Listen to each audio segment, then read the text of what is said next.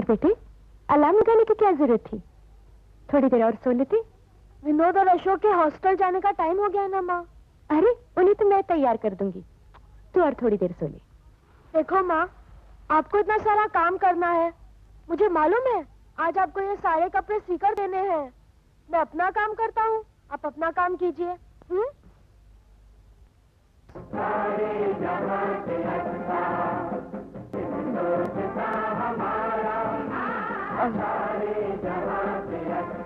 चाय गरम, चाय पियो भैया, ये लो। Thank you. चाय लो। Thank you. तुम हमें म्यूजिक सुना करके उठाते हो? डैडी कहते थे कि बादशाह अकबर को तानसेन संगीत सुनाकर जगाता था, मैं तो रेडियो सुनाकर जगाता हूँ। अच्छा अच्छा, अब यहाँ ना कोई अकबर है और ना ही ये तानसेन। तुम दोनों जल्दी चाय पीकर तैयार हो जाओ, ठीक 7 बजे रिक्शा आ रही है, समझे? मम्मी। भोपू भोपू भोपू महाराज आ गए, बच्चा लोग रिक्शा आ गया, चलो फटाफट। लीजिए अंकल चाय। अरे वाह, इतने जल्दी तो मंदिर में भी प्रसाद नहीं मिलता और यहाँ चाय फटाफट। नमस्ते माँ जी। नमस्ते। माँ जी, आप सचमुच नसीब वाली हैं जो इतना अच्छा बेटा मिला। नसीब वाला तो मैं हूँ जिसे इतनी अच्छी माँ मिली है। अरे वाह। माँ हम तैयार हो गए, चलो नाश्ता कर लो। बेटा चाय बहुत अच्छी थी, ईश्वर तुम्हें सुखी रखे। अरे तू कहाँ जा रहा है? मैं इनका सामान बैग में भरने जा रहा हूँ, टाइम बच जाएगा। अरे पहले नाश्ता तो कर ले। मैं नाश्ता बाद में कर लूंगा। तू जरूर पिछले जन्म में इनकी माँ रहा होगा। तुम्हारे डैडी की बड़ी इच्छा थी कि तुम दोनों पढ़ लिख कर बहुत बड़े इंसान बनो। डैडी को प्रणाम करो। थोड़ा और सर झुकाओ। ये क्या शीला? अरे तुम जाग गई शीला? मैं सोई कहाँ थी, मैं तो जागी हुई थी। चलो चलो, अब बड़ो मत, देर हो रही, चलो।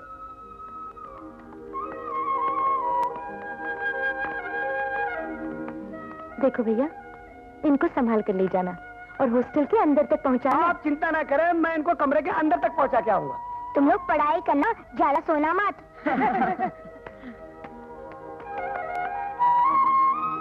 चलो बच्चे, चलो चलो, बैठो बैठो बैठो, चलो बेटा, आजा आजा।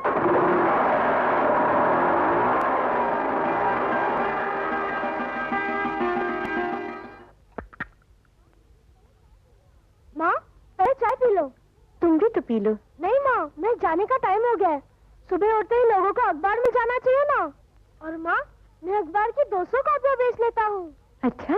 माँ तुम दोपहर को बाजार मत जाना, मैं उधर से सब्जी लेता आऊंगा। और शाम को जब मैं गैरेज में काम करने जाऊंगा ना, तो उधर से दाल चावल लेकर आऊंगा। अरे हाँ माँ, ये कल के 8 रुपए, ये लो।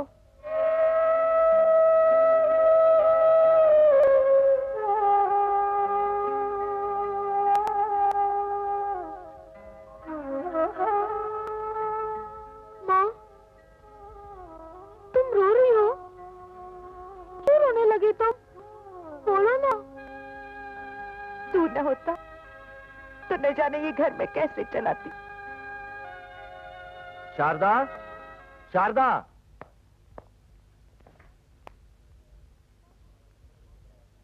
कौन है ये? हमारी कंपनी में चपरासी है ना रामू, ये उसी का बेटा है। रामू और उसकी बीवी दोनों मकान की छत के नीचे दबकर ये अनाथ हो गया बेचारा, कोई नहीं इसका। कंपनी के मालिक ने कहा इसे अनाथ आश्रम में जाकर छोड़ा, तो मैं इसे वहीं ले जा रहा था, सोचा तुमसे भी मिलता जाऊं। मुझे अनाथ आश्रम मत भेजो माँ, मुझे अनाथ आश्रम मत भेजो माँ, मैं अनाथ आश्रम नहीं जाना चाहता हूँ माँ। तुम भी अजीब बाप हो। लोगों ने कहा कि इसे अनाथ आश्रम ले जाओ तो तुम भी उसे वहीं पहुंचाने लगे। हमारे घर में 3 बच्चे हैं, एक और खा पी लेगा तो क्या बता जाएगी। ये यही रहेगा। भाई अब तुम कहती हो तो इसे यहीं रख लेते। ओह, जैसे सचमुच ही तुम इसे अनाथ आश्रम ले जाते, इसीलिए मुझसे यहाँ मिलने आए ना। शारदा, दरअसल मैं भी यही चाहता था। अब हम ये कहेंगे हमारे 2 नहीं 3 बेटे हैं। इन्होंने तुझे यहाँ लाकर मुझ पर बड़ा ही उपकार किया। डैडी का उपकार मुझ पर है माँ। अगर वो मुझे यहाँ नहीं लाते तो मेरा क्या होता? क्या होता? जितनी मेहनत तू करता है उस कमाई से तू कहीं भी रह लेता, आराम से खा पी लेता। लेकिन मैं माँ किसको कहता? मेरा राजा। शारदा बहन घर में है। आइए इकबाल भाई, अंदर आइए। सलाम इकबाल भाई। जीती रहो। कैसी हो बहन? सब खैरियत से तो है? हाँ, ये लीजिए, आपने जो कपड़े दिए थे वो सब तैयार है, बाकी के कल हो जाएंगे। क्या सोच रहे हैं? मुझे बिल्कुल उम्मीद नहीं थी कि इतनी जल्दी सारे कपड़े तैयार हो जाएंगे। लगता है मशीन चलाते चलाते तुम खुद भी एक मशीन हो गई हो।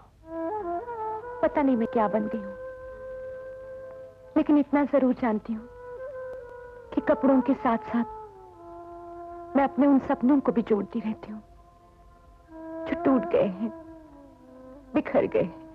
लेकिन अब नहीं बिखरेंगे। हाँ, तुम्हारी मेहनत का धागा इन्हें बिखरने नहीं देगा। और फिर शंकर भैया की नेकी तुम्हारे साथ है।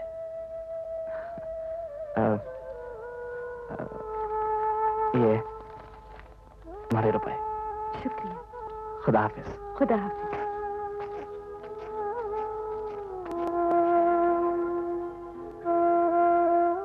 जीते रहो। मम्मी हम दोनों पास हो गए। अच्छा, और ऐसे ऐसे नहीं, ये दोनों फर्स्ट क्लास से पास हुए हैं। शाबाश। और तू? मैं भी फर्स्ट क्लास से पास हुई हूँ। ओए, मम्मी, ओए। मैं कहता था ना कि शीला भी पढ़ने में तेज है। और तेरा क्या हुआ? मैं भी पास हो गया। मगर 3rd क्लास से। तो क्या हुआ? इसका 3rd क्लास फर्स्ट और सेकंड से भी अच्छा है। अब तुम लोग जाओ, अपने डैडी से आशीर्वाद लो कि तुम सबको जीवन की हर परीक्षा में सफलता मिले। जाओ।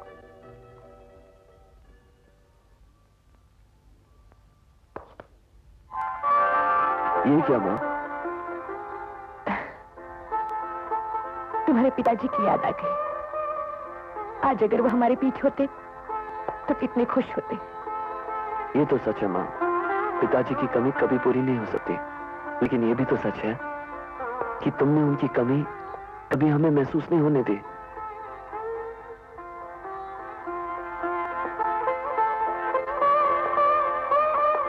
देखो माँ, तुम्हारे आशीर्वाद से आज तुम्हारे इस बेटे का गैरेज खूब चल निकला है। सारे घर का बोझ मैं खुद अकेला उठा सकता हूँ। इसलिए अब तुम्हें ये मशीन चलाने की कोई जरूरत नहीं। एकदम करेक्ट। वकालत का इम्तिहान तो मैंने दे ही दिया है। अब रिजल्ट आते ही मैं भी कमाने लगूंगा। और मैं भी अशोक भैया से सिर्फ 1 ही साल पीछे हूँ। अगले साल से मेरी कमाई भी शुरू। इन सब बातों का क्लाइमैक्स ये है कि अब आप काम नहीं करेंगे। अरे, काम भी करूंगी तो क्या करूंगी? आराम। मैं मशीन चलाना कैसे छोड़ सकती हूँ? इसकी आवाज तो मेरे लिए संगीत बन चुकी है। इसकी सुई से मैंने सिर्फ कपड़े ही नहीं, अपने सपनों को जोड़ा है। तुम लोग कहते हो तो मशीन चलाना छोड़ दूंगी, लेकिन तब जब अशोक कमाने लग जाएगा। सच माँ? अरे इसका मतलब अर्जी मंजूर। और इस खुशी में जिसको भी लिफ्ट चाहिए फौरन तैयार हो जाओ। मेरी सवारी गैरेज आ रही। I'll get my books. Wait for me. और भैया मैं? तुम बस में चली जाओ। क्यों मैं बस में क्यों? क्योंकि मोटरसाइकिल पर सिर्फ 3 जन बैठते हैं ना। अच्छा ठीक है, कम से कम किराया तो दो। बस का नहीं,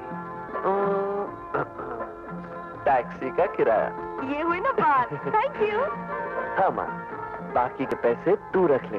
अरे कुछ तू भी तो रखा। तू मेरी फिक्र मत कर, गैरेज पहुंचते ही मेरी जेब भर जाएगी। आज सुबह गाड़ी की डिलीवरी देनी है। अच्छा? अरे भाई, जबकि मेरी गाड़ी रेडी है तो उसकी डिलीवरी क्यों नहीं देते? पर मैडम, डिलीवरी देने का काम हमारे साहब का है। अगर तुम्हारा साहब शाम तक नहीं आया तो क्या मैं उसका वेट करते रहूंगी? देखो, मुझे अर्जेंट खंडाला जाना है। ये लो, 300 रुपए थे ना? जी। रखो। पर मैडम, अभी टेस्ट होना बाकी है गाड़ी का। Shut up!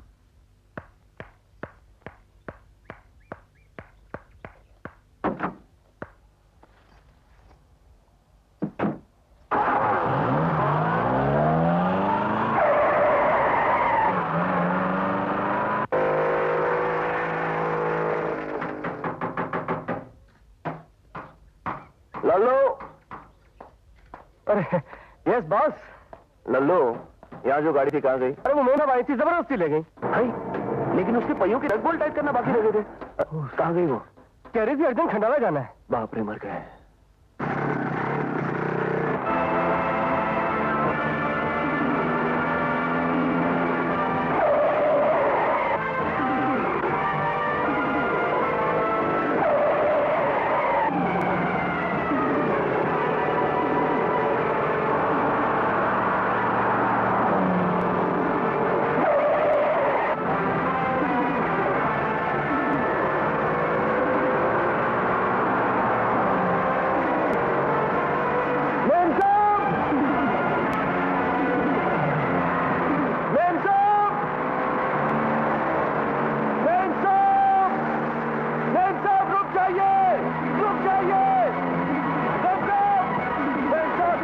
गाड़ी का पहिया।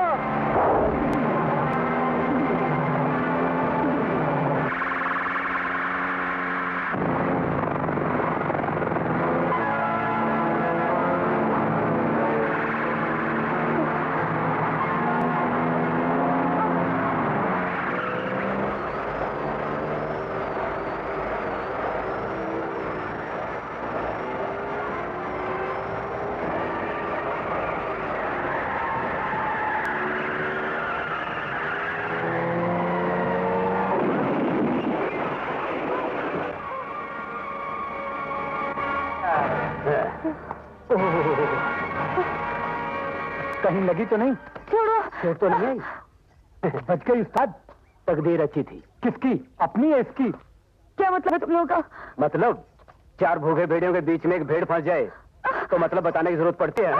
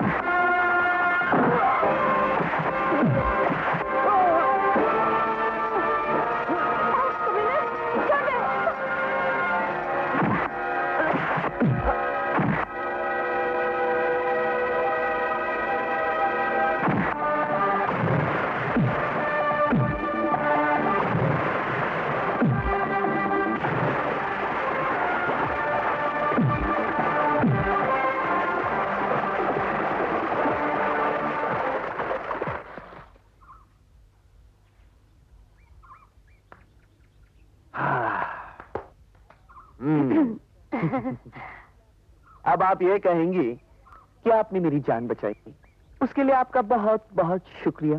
जी नहीं। नहीं?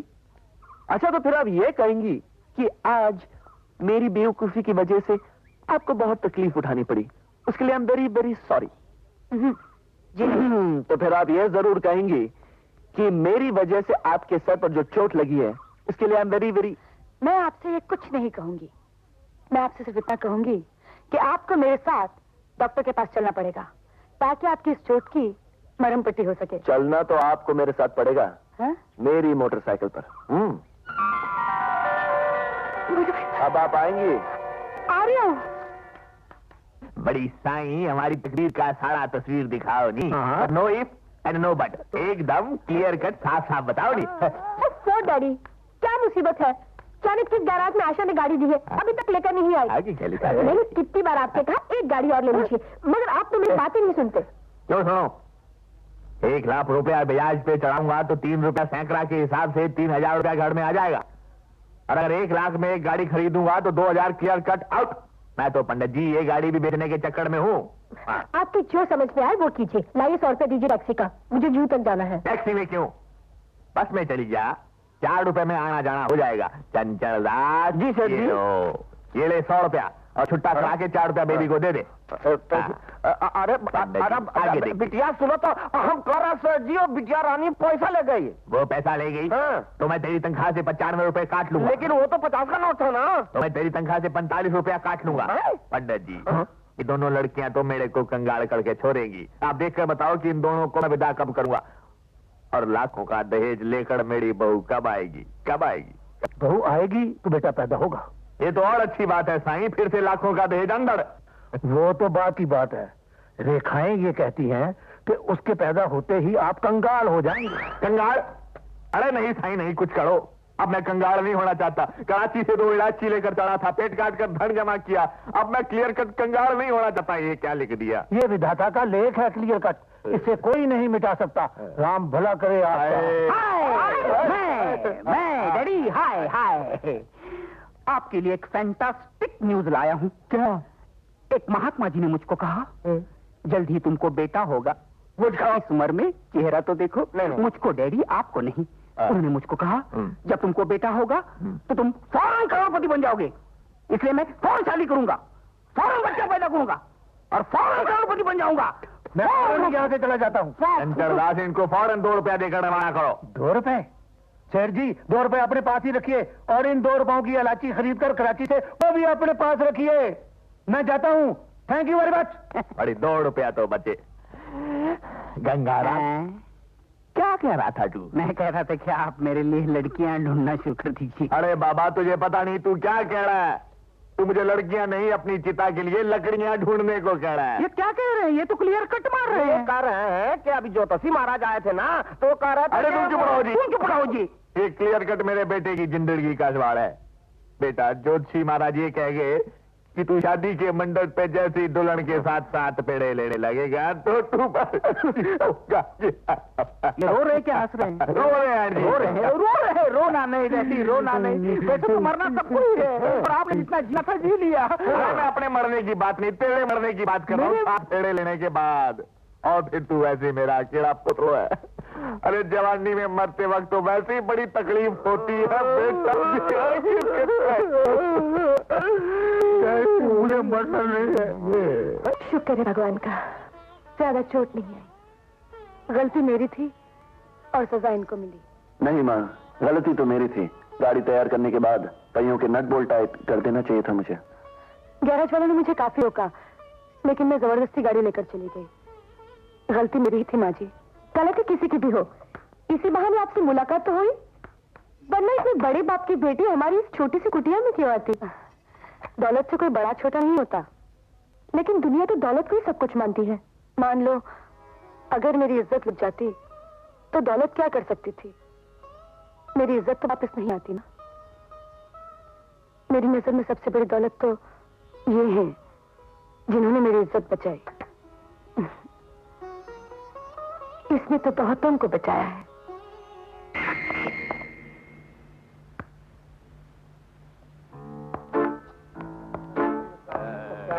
हाय डैडी, हाय मैं डैडी, आज हमने यमराज को चूना लगा दिया। बड़ा अच्छा किया, चूना लगा दिया। बड़ा अच्छा ही किया, हमने शादी कर ली। शादी कर ली डैडी।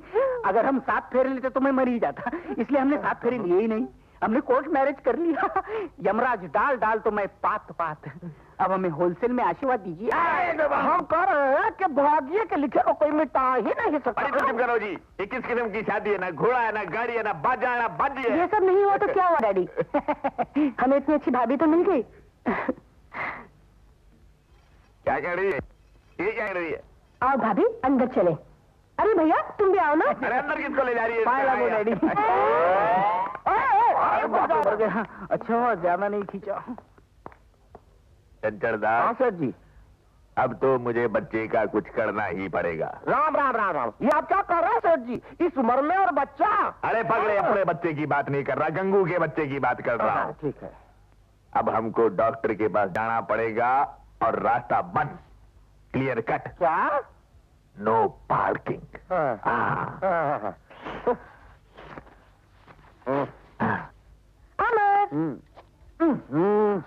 अमर, मेरी गाड़ी फिर से खराब हो गई, चलो ना। तुम्हारी गाड़ी इसी तरह खराब होती रहेगी क्योंकि तुम्हें उंगली करने की बहुत बुरी आदत है।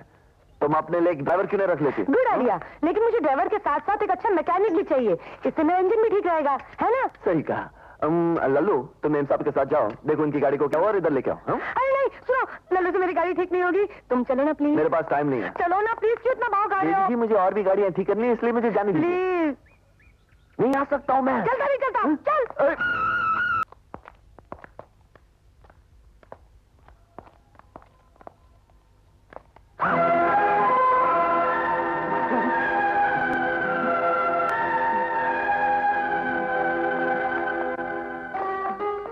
दीदी यही है वो गैरेज ओनर अमर, और ये मेरी बड़ी बहन रीता। बहन? अजीब इत्तेफाक है, तुम्हारी बड़ी बहन मेरे बड़े भाई के साथ। क्या? इसमें हैरान होने की क्या बात? बड़ी बड़े के साथ, छोटी छोटे के साथ। अब चलो भी, let them enjoy. Enjoy yourself. सुना नहीं भैया ने क्या कहा? अरे आओ आओ खोटे राम जी, और सीधे ऊपर चले जाओ। हाँ जी। और सुनो, जैसा मैंने समझाया था बिल्कुल वैसा ही करना। आप बिल्कुल फिक्र मत कीजिए सेठ जी, खोटे का कमाल तो देखिए। हाँ। जितकार है। अरे हम कह रहे हैं सेठ जी, अगर गंगाराम की तबीयत खराब है तो डॉक्टर खरे को बुला लेते, ये कंपाउंडर खोटे को काहे बुला लिया? अरे चंचलदास, खोटे ही खोटा काम करे है। वो पहले गंगाराम को इंजेक्शन देकर बेहोश करेगा और उसके बाद नस कट। Clear cut. नहीं, बचा कट। और उसके बाद हम क्लियर कट सेफ हो जाएगा। सेफ। मुबारक हो, मुबारक हो। औकात में रहे, औकात में, हाथ जेब में डाले। आज की रात नया चांद ढलेगा आई है। डैडी, ये अचानक क्या हो गया उनको? कंपाउंडर उनके कमरे में क्यों गया? अरे चिंता की कोई बात नहीं है साईं, गंगाराम की तबीयत थोड़ी ऊपर नीचे हो गई है, कंपाउंडर खोटे के अंदर जाते ही कट। मेरा मतलब है सब क्लियर कट ठीक हो जाएगा। तू अंदर जा, फिक्र की कोई बात नहीं है। जा नाचो। आज की रात नया चांद ढलेकर आई है, आंख बढ़ आई है। मैं भी तो। ये लो, पूरे 1000 हैं। मामला समझ गए ना? हाँ, खोटे खोटा काम बहुत जल्दी समझ जाता है। उनसे जाके क्या कहोगे? क्या 1000 रुपया ले लिया? नस के बारे में कौन बोलेगा, तेरा बाप? नहीं नहीं, कह दूंगा कि नस कट।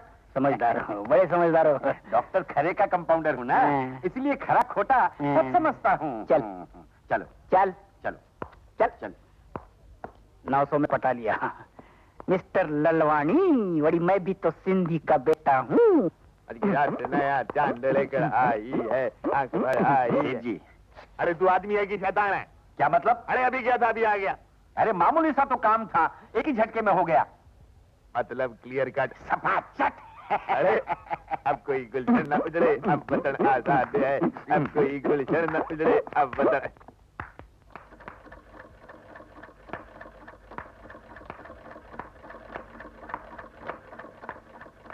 माँ जी, आज से मैं कटिंग क्लास ज्वाइन करना चाहती हूँ।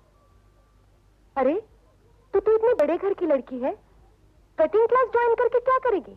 सिलाई सीखने के लिए। अच्छा माँ जी, मैं चलती हूँ। अरे अरे सुनो तो, अगर सिलाई सीखनी है तो कटिंग क्लास ज्वाइन क्यों करो, मैं सिखा देती हूँ। अरे यही तो मैं कहना चाहती थी, मुझे आज ही से सिलाई सीखनी है। अरे उठिए ना। अरे भाई ये क्या हो रहा है? हाँ, ये खींचतानी क्यों चल रही है? जब देखता हूँ कुछ ना कुछ करती रहती हूँ। भाई ये मैं पीछे पड़ गई है कि इसे सिलाई सिखा दूं। तुम बुरा मत मानना माँ, मगर इसके पीछे पड़ जाने की बहुत बुरी आदत है। तुम चुप रहते हो कि नहीं? माँ माँ मैं औकात के इम्तिहान में फर्स्ट क्लास से पास हुआ हूँ। अच्छा। अरे हाँ भैया, असली बात बताना तो भूल ही गए। आशा के डैडी ने इन्हें 4000 रुपए महीने की नौकरी दे दी है। अच्छा, अरे तो फिर मिठाई का डब्बा लेके क्यों खड़े हो? ये मुझे दे दो और फौरन माँ के पैरों में झुक जाओ। माँ जीते रहो। ये लो माँ। आशा, तुम तो नहीं खाओगी ना? वजन कम कर रही हो? एक मिनट, मेरी उंगली। मिठाई पर तो हमारा भी हक है भाई। हाँ हाँ, जा बेटी, मुंह मीठा करा दे। आपका हक तो है ही चाचा जान। अगर आप न होते तो माँ को घर बैठे बैठे सिलाई का काम कैसे मिलता? फिर न जाने काम के लिए उन्हें कहाँ कहाँ भटकना पड़ता। हाँ भाई साहब, आपने हमें बहुत सहारा दिया है। सहारा तो वो देता है बहन, इंसान तो सिर्फ जरिया होता है। जैसे अमर मिठाई खिलाने का जरिया तुम हो। अरे मैं तो भूल ही गया था, माफ करना चाचा जान। चाचा जान, माँ ने हमसे एक वादा किया था कि जैसे ही हम अपने पैरों पर खड़े हो जाएंगे, ये सिलाई करना बंद कर देंगे। इसलिए आज से आप ये कपड़े नहीं लाएंगे तो बेहतर होगा। जिस दिन पहली बार मैं यहाँ कपड़े लाया था, उस दिन दुआ मांगी थी कि ऐ खुदा, वो दिन जरूर लाना जब मुझे यहाँ दोबारा कपड़े न लाने पड़े। चलता हूँ। कहाँ चले चाचा जान? मस्जिद, खुदा का शुक्रिया अदा करने। अरे चाचा जान, एक खुशखबरी और भी है, सुनिए तो। आशा की बड़ी बहन से अशोक भैया की शादी होने वाली है। कम से कम 5-10 लाख रुपए में तो हाथ साफ कर ही लेंगे। जब नीचे थे तब ऊपर की सोच रहे थे, और अब ऊपर हो तो नीचे की सोचने लगे। अरे ऐसा सोच कैसे लिया तुमने?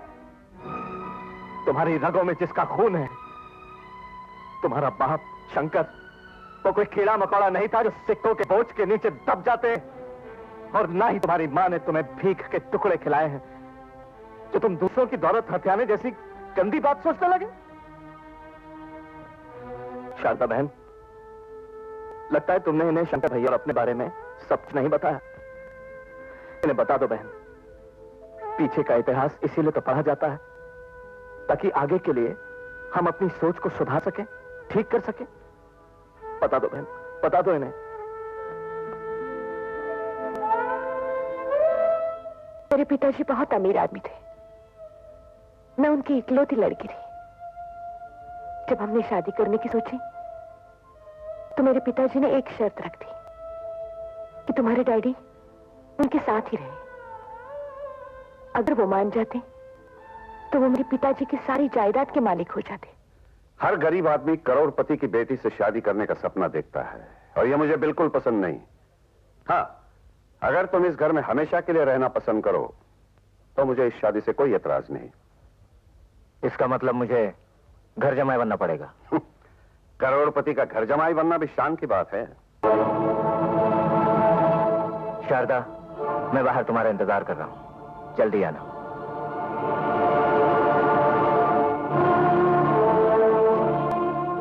शारदा, यह अपनी किस्मत पे लिखी गरीबी का इंतकाम तुमसे लेना चाहता है। यह तुम्हारा पति बनने के लायक नहीं है। मैं अपने घर जा रही हूं पिताजी, मुझे आशीर्वाद दीजिए।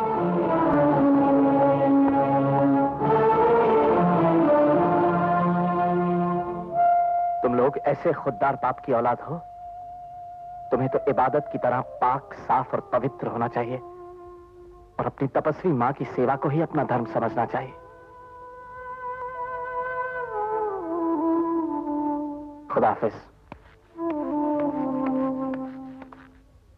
सेठ जी, आपने अशोक को नौकरी देकर हम पे बहुत बड़ा उपकार किया है।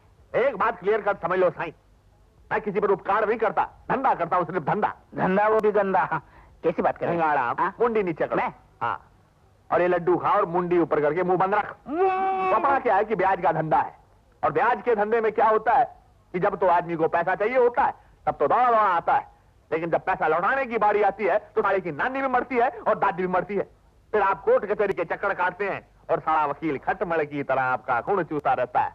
तो मेरे दिमाग में एक आइडिया आया कि घर का वकील रख लो, तो अशोक बेटा जो है वो कोर्ट कचहरी का लफड़ा संभालेगा, और मैं बड़े आराम से घर पे बैठकर क्या करूं? पैसे गिनेंगे और क्या करेंगे? अरे हम कह रहे हैं कि एक बाप आराम से पैसे कैसे गिन सकता है जबकि उसके घर में दो दो जवान बेटियां बैठी हो।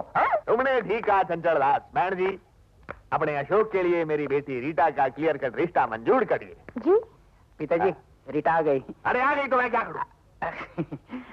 माँ जी, ये हमारी रीटा बीए पास है। अरे अच्छी बात करता है तो जोर से बोल, उच्च आवाज में। हमारी रीटा बीए पास है, सुन लिया? Good good good good good. ये और अशोक एक दूसरे को चाहते हैं, तो शुभ कार्य में देरी का है कि? अरे रीटा अपने होने वाली सास के पाँव पकड़। गिर गया। रीटा को पैर पकड़ने दीजिए। अरे बैलेंस बिगड़ गया था, रीटा पाँव पकड़। ठीक ही रहे बेटी,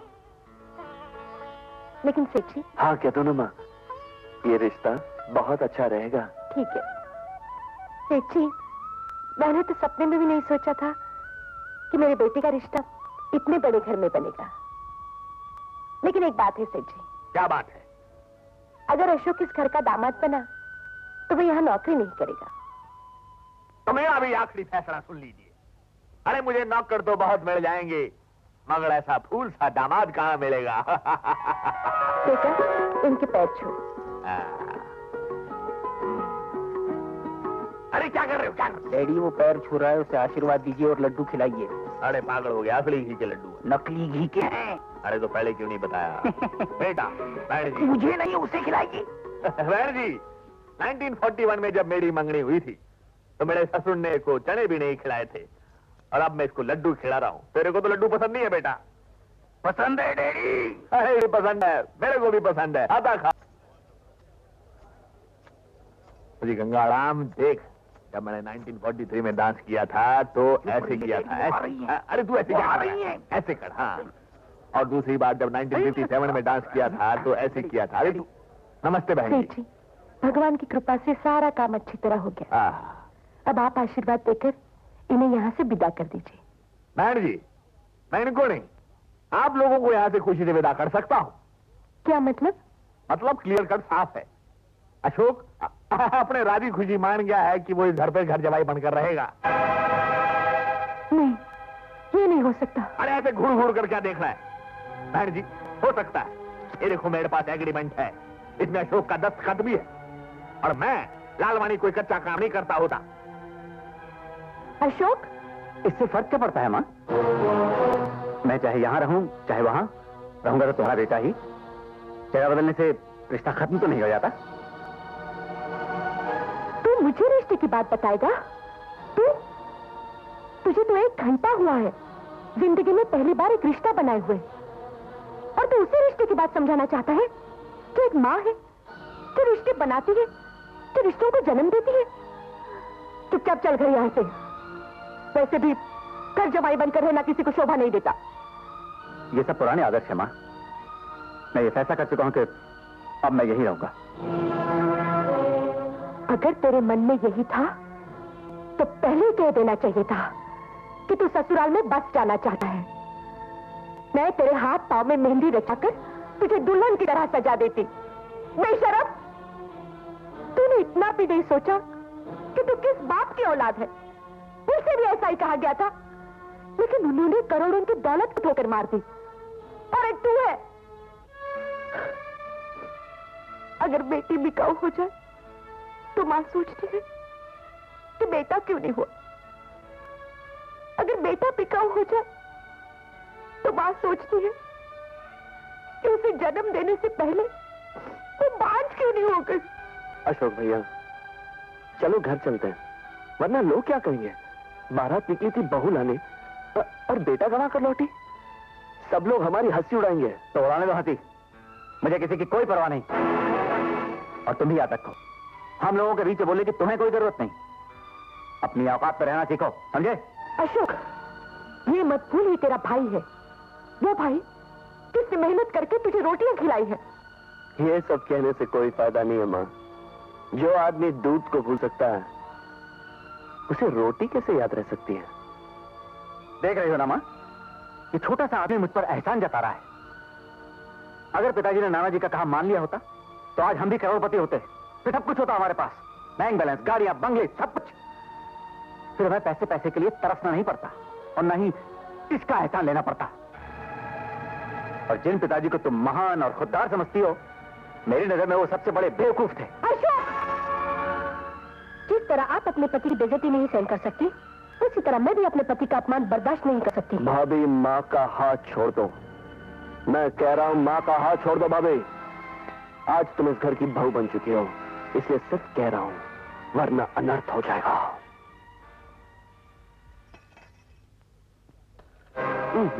ये क्या माँ, तूने फिर से सिलाई शुरू कर दी?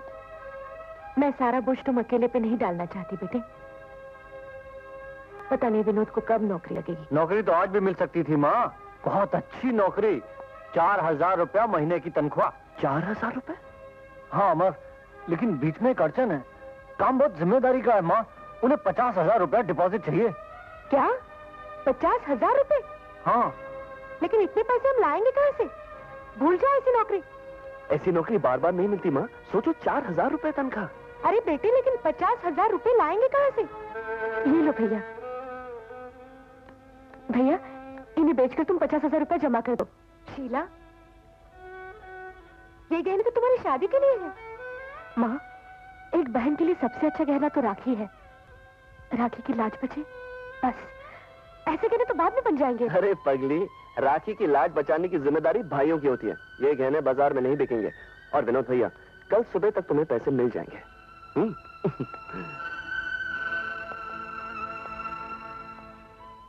मैं 50,000 से ज्यादा नहीं दूंगा। लेकिन पहले तो आप 70,000 रुपए देने के लिए तैयार थे, और आज आप सिर्फ 50,000 दे रहे हैं। भाया, पहले मेरी जरूरत थी तो मैं 70,000 दे रहा था, अब तेरी जरूरत है तो 50,000 रुपए दूंगा। और मुझे मालूम है कि तू मान भी जाएगा, क्योंकि कल सुबह तक किसी भी हालत में तुझे 50,000 रुपए चाहिए, और बाजार से तेरे को 50,000 रुपए कोई नहीं देने वाला। हाँ, आप गैरेज की नहीं, मेरी मजबूरी की कीमत लगा रहे हैं।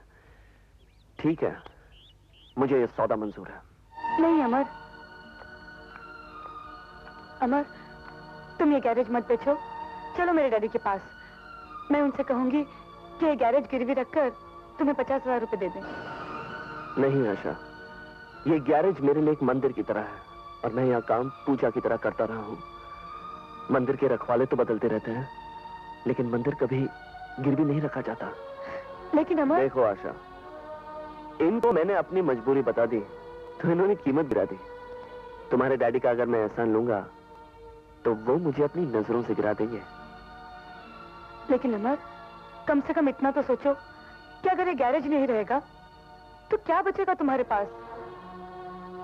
आशा, अरे तुम जो हो मेरे साथ, हम फिर से एक नया गैरेज बनाएंगे। नहीं, मैं तुम्हारा गैराज नहीं बिकने दूंगी।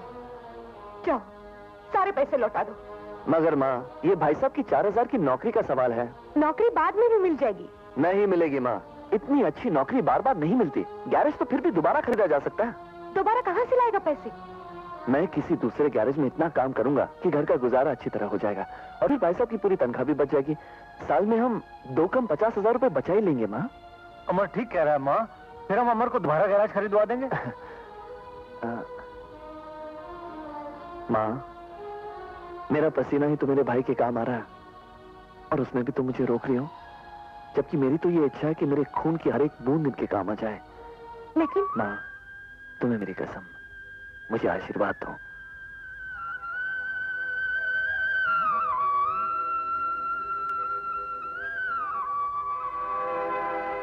ये लो भैया। थैंक्स अमर। ओके माँ।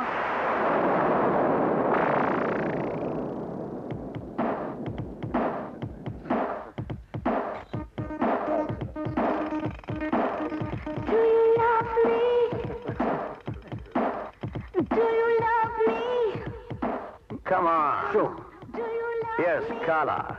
Sorry, brother.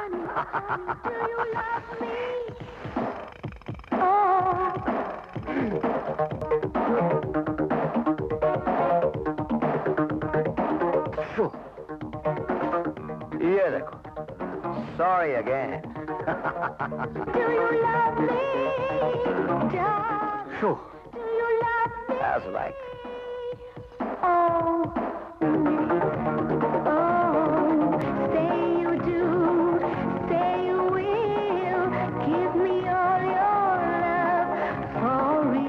That's like brother. Try again. मेरे पास और पैसे ही नहीं है। See you soon. आओ मेरे साथ, चलो। अरे भाई, सोच क्या रहे हो? आओ। कहाँ? चलो चिन।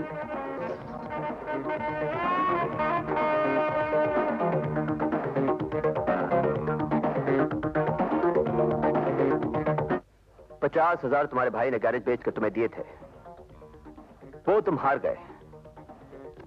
अब क्या इरादा है? खुदकुशी के सिवा मेरे पास दूसरा कोई रास्ता नहीं है।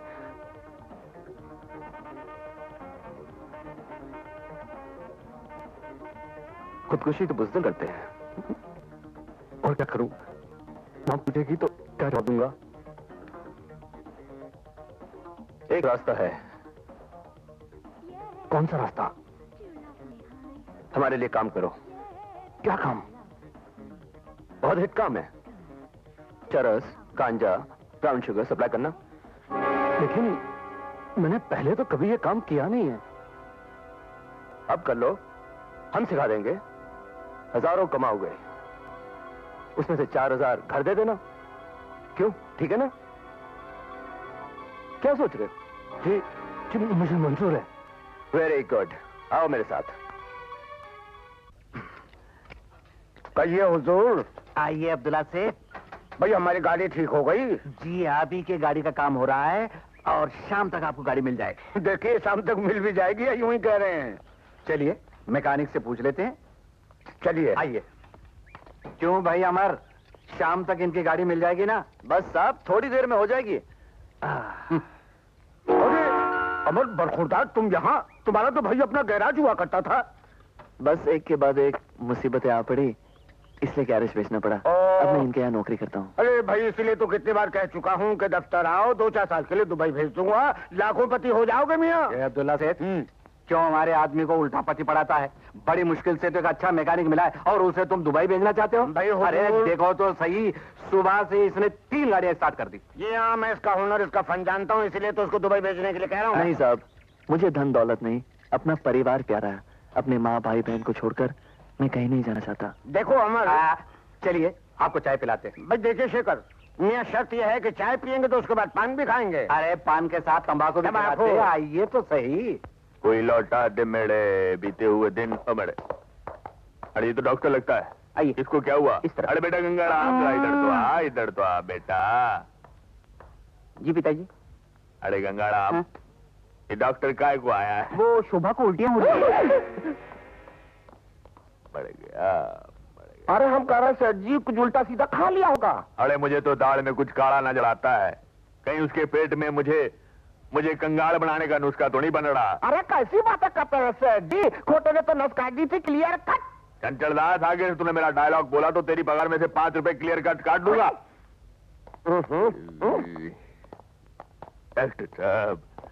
डॉक्टर साहब सब ठीक तो है ना? सेठ जी बताइए, आप दादा बनने वाले हैं? अरे मैं छोटा मोटा सेठ ही बहुत हूँ, मुझे गली का दादा वादा नहीं बनना। डॉक्टर साहब, आपका बेटा बाप बनने वाला सेठ जी। तो किसका बाप बनने वाला है जी? बच्चे का सेठ जी। पिताजी। ये कैसे हो सकता है गंगाराम? क्यों नहीं हो सकता है पिताजी? अगर शादी होगी तो बच्चे भी होंगे, फिर बच्चे के भी बच्चे होंगे, फिर उसके भी बच्चे। अरे चंचल, आप देख रहा है मेरा बेटा मरने से पहले मुझे बधाई दे रहा है। मैं तो लगता मर जाऊंगा। मर गया जी मैं तो। ये क्या हो गया चंचल दास? लगता है सेठ जी का राम नाम सत्य हो गया। ये तो बड़ी मुसीबत की बात हो गई। इनके क्रियाक्रम पे अब खर्चा करना पड़ेगा। अरे हमेशा लड़की की बात क्यों करता है? चैन से मरने भी नहीं देता मेरा बेटा। चंचलदास चढ़ मुझे दिखाई नहीं। अरे चंचलदास, हाँ सेठ जी। ये साबुन के 40 रुपए और फिनाइल के 30 रुपए काय को लिखे हैं सारे इसमें? अरे सेठ जी, हम कह रहे हैं ये दुकान वाले हमारे बाप लगते हैं जो मुफ्त में दे देंगे। अरे गधे, ये जो दरवाजे पढ़ाते हैं कि हमारा साबुन ले लो जी, हमारा फिनाइल ले लो जी, उनसे नहीं ले सकता था। उनको कह देता कि बाप पर के आपको बताएंगे, पैसे बच जाते। खैर, ये 40 और 30 हो गए 90 रुपए, ये मैं तेरी तनख्वाह से काट लूंगा। हाँ, पैर दबाओ, पैर दबाओ। ये आगे क्या लिखा है? ब्लाउज, कुर्ते, पजामे। अरे के लिए इतने सारे कपड़े देने की क्या जरूरत थी? बिना स्त्री के कपड़े ने। क्या बात है, तबीयत तो ठीक है? मैं केस हार गया। क्या? फिर से केस हार गया? पूरे 5 लाख का नुकसान कर दिया। देखा चंचलदास, गंगाराम का बेटा पेट के अंदर है लेकिन माल बाहर जाना चालू हो गया। अरे हम कह रहे सरकार, जब वो बाहर आएगा तो आप अंदर हो जाएंगे। अरे बिल्कुल ठीक कहते हो तुम, वो सचमुच मनहूस है, बिल्कुल मनहूस है। डैडी, नाड़ा संभाल के बात करना, वरना नाड़ा अलग और आप अलग। आप मेरे बेटे को मनहूस हरगिज नहीं कह सकते। अरे कहूंगा, 1000 बार कहूंगा। उसके लक्षण अभी से बताते हैं कि वो बाहर आते ही मुझे कंगाल कर देगा, क्लियर कट। और मैं माला माल हो जाऊंगा फटाफट। अरे जा जा जा, अगर तेरे बेटे राहुल ने तेरा साथ दे भी दिया तो उससे कोई फायदा नहीं होने वाला, इसलिए कि अपने घर में शनि बैठा हुआ है, अपना जमाई बाबू, जो आज फिर से केस हार कर आ गया। आप बार बार इल्जाम क्यों लगा रहे हैं? जहां तक कोशिश करनी थी वो तो मैंने की। अरे तेरी कोशिश का मैं क्या करूं? अचार डालूं, बुढ़प्पा बढ़ाऊं, क्या करूं? डैडी, आपको क्या हो गया है? ये कैसी उल्टी सीधी बातें कर रहे हैं आप? अरे मैं बिल्कुल क्लियर कट बोल रहा हूं जी।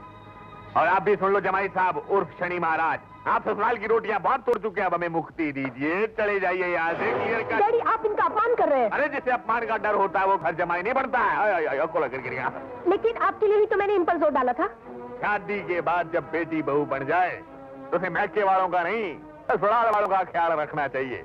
और जो लड़की ऐसा नहीं करती उसे एक ना एक दिन मैके में सब कुछ सहना पड़ता है जी। रीता, आप यहाँ कहने के लिए और कुछ नहीं रह गया। चलो यहाँ से। लेकिन जाएंगे कहाँ? दीदी, तुम सीधी अपने ससुराल चली जाओ। किस मुंह से अब हम वहां जाएं? माँ की मर्जी के खिलाफ यहाँ आकर हमने उन्हें दुख दिया, उनका अपमान किया। मुझ में तो अब इतनी हिम्मत नहीं कि उनसे नजर भी मिला सकूं। माँ का दिल बहुत विशाल है, तुम उनसे माफी मांग लेना, वो जरूर तुम्हें माफ कर देंगी। नहीं, मैं तो इस लायक ही नहीं रहा कि उनसे माफी भी मांग सकूं। चलो रीटा। ऐसे ही कुछ सामान तो ले ले। नहीं, यहां से अब और कुछ नहीं लेना। मेरे साथ चलना है तो वैसे ही चलो जैसी हो। दीदी, तुमने पहले ही बहुत देर कर दी है, अब और देर मत करो प्लीज। हाँ, अब और देर नहीं करनी चाहिए। तुमने मुझे पहले भी समझाया था, अगर तुम्हारी बात मैंने मान ली होती तो आज ये नौबत नहीं आती। आज मैं न बहू रही और न ही बेटी। चलिए। अरे तू क्या कोई इमोशनल होता, चल पैर दो। आपको हमारी बेटी पसंद है और हमें आपका विनोद पसंद है, तो ये शादी की बात पक्की समझ लो। शारदा जी, अगर आपकी कोई मांग है तो अभी बता दीजिए। बहन जी, ये तो शादी का पवित्र बंधन है, कोई सौदा नहीं जिसकी कीमत लगाई जाए। देखा शांति, शारदा जी कितनी महान है, वरना 4000 रुपया महीना कमाने वाले बेटे के लिए तो लाखों की डिमांड होती है, ऊपर से टीवी, वीसीआर और वो भी कलर में। माफ कीजिए, आप में से विनोद किसका नाम है? विनोद? हाँ, ये है विनोद। क्यों? बहन जी, हमारे पास इस मकान का सर्च वारंट है। जाओ तुम लोग तलाशी लो। यस। हाँ तो मिस्टर विनोद, वो माल कहाँ है? कौन सा माल? जो हशीश 10 बजे तुम सेठ सुलेमान के यहाँ पहुंचाने वाले। मैं किसी सुलेमान सेठ को नहीं जानता। सेठ सुलेमान मुठभेड़ में पुलिस के हाथों मारा गया है, लेकिन मरने से पहले उसने तुम्हारा नाम लिया है। ये तो सरासर झूठ है। साहब, माल मिल गया। बताओ ये माल तुम्हें कौन सप्लाई करता है? मैं पूछता हूँ, बताओ उसका नाम। मैंने कहा ना, मुझे कुछ नहीं मालूम। मुझे तो ये भी नहीं मालूम ये सब क्या कैसे आ गया। ठीक है, तुम्हें हमारे साथ पुलिस स्टेशन चलना है। लोग ठीक कहते हैं, मुफ्त का सौदा ज्यादा महंगा पड़ता है। अच्छा हुआ असलियत अभी सामने आ गई। चलो हम चलते हैं। ठहरिए ठहरिए, मुझे विनोद नहीं, मैं हूँ इंस्पेक्टर साहब। ये हशीश मैंने घर में रखी थी। ये तो क्या कह रहा है? ठीक कह रहा हूँ माँ। तुम कौन हो? मेरा नाम अमर है, मैं इनका छोटा भाई हूँ। पहले मेरा गैरेज था, जो बिक गया, तो मैंने ये धंधा शुरू कर दिया। लेकिन सेठ सुलेमान ने तुम्हारा नहीं, विनोद का नाम लिया था। पुलिस की नजरों से अपने आप को बचाने के लिए मैं ये धंधा विनोद के नाम से करता था। ओ ऐसी, लेकिन एक स्मगलर इतनी जल्दी अपना जुर्म स्वीकार नहीं करता। अगर मैं खामोश रह जाता इंस्पेक्टर साहब, तो विनोद भैया की जिंदगी बर्बाद हो जाती और इस खानदान का नाम हमेशा के लिए बदनाम हो जाता। चलिए। नहीं, अमर ऐसा नहीं कर सकता। अमर ऐसा नहीं कर सकता। मैंने आपके विश्वास को ठेस पहुंचाई है माँ, हो सके तो मुझे माफ कर देना। बेटे।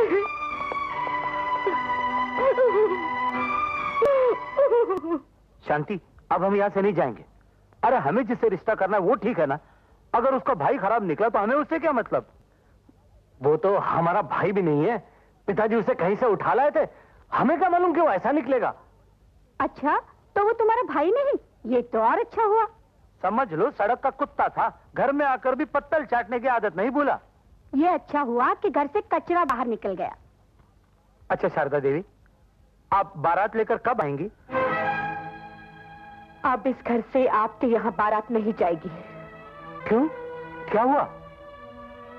ये अच्छा होता है कि घर से कचरा बाहर निकल जाए। चलो जी, समझ गए। चलो। माँ,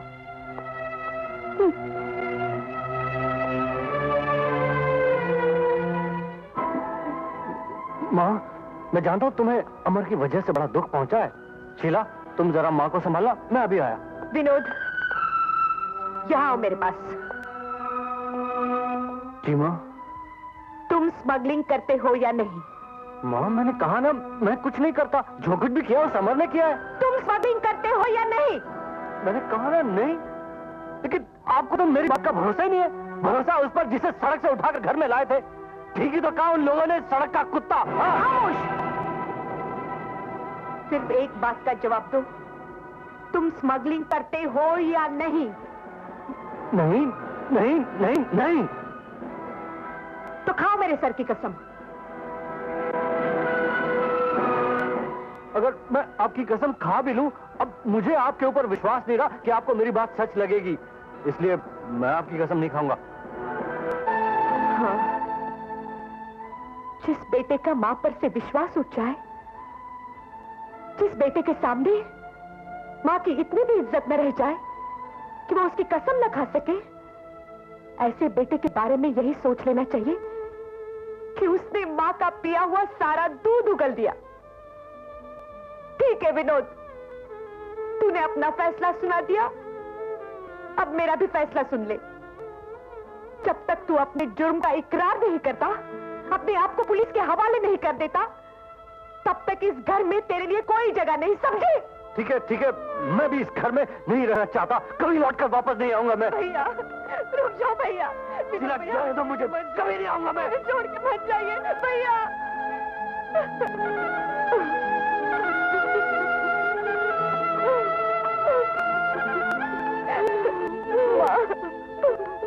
माँ, अशोक भैया तो चले गए थे, आज विनोद भैया भी चले गए। माँ, मैं तो सिर्फ चाहती थी कि खून साफ हो जाए। मुझे क्या मालूम था कि खून पानी हो जाएगा। माँ नहीं आई? वो तुमसे बहुत नाराज है, वो यहाँ कभी आएंगे भी नहीं। माँ को देखने का बहुत जी चाहता है, लेकिन क्या करूं? अपने पाप का प्रायश्चित तो करना ही पड़ेगा। कौन सा पाप? कैसा पाप? बोलो, जवाब दो।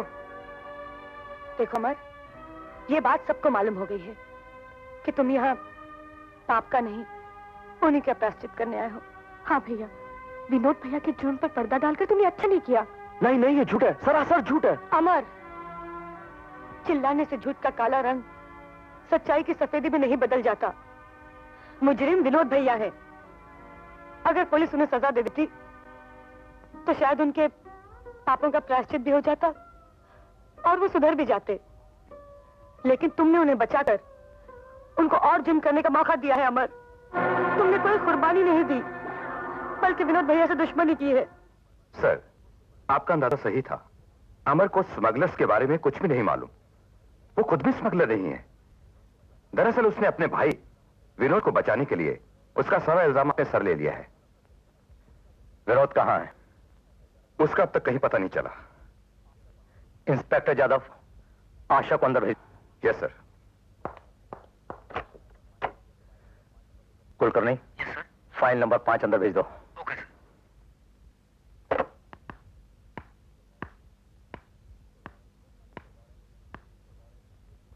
Good morning. देखिए, अमर के खिलाफ बहुत सख्त जुर्म आयद हैं, फिर भी हम उसे जमानत पर छोड़ रहे हैं, लेकिन जमानत की रकम 20,000 रुपए होगी, और वो भी नकद। Thank you sir, thank you very much. मैं अभी रुपये अगर हाजिर होती हूँ। आप कैसी बातें करते हैं डैडी? इतने करोड़पति होने के बावजूद भी आप अपनी बेटी को एक भले काम के लिए 20,000 रुपए नहीं दे सकते? हाँ, छाती ठोक के कहता हूँ 20,000 नहीं दे सकता। लेकिन हम कह रहे हैं चंचल दास जी, तुम गधे हो। अगर वो 20,000 की जमानत लेकर गायब हो गया तो मेरे तो गए ना 20,000 रुपया, और अगर गायब नहीं हुआ तो तू उससे शादी कर लेगी और मेरी बेटी एक कंगाल की हो जाएगी। मेरे तो दोनों हाथों में बम के गोले हैं, नहीं दे सकता जी 20,000 रुपया। ठीक है डैडी, मत दीजिए। आज मुझे मालूम पड़ा कि इस घर में मेरी क्या कीमत है। आपको अपनी बेटी नहीं, दौलत प्यारी है। अरे हम कह रहे हैं सेठ जी, उसे जाकर मना लीजिए, कहीं गुस्से में वो कुछ करना बैठा है। अरे क्या करूं जैसी बातें करता है चंचल दास। ये सोडा वाटर की बोतल की झाग है, खुद ही अपने बिस्तर पर लेट कर 2 आंसू बहाएगी, अपने आप तबीयत हल्की हो जाएगी।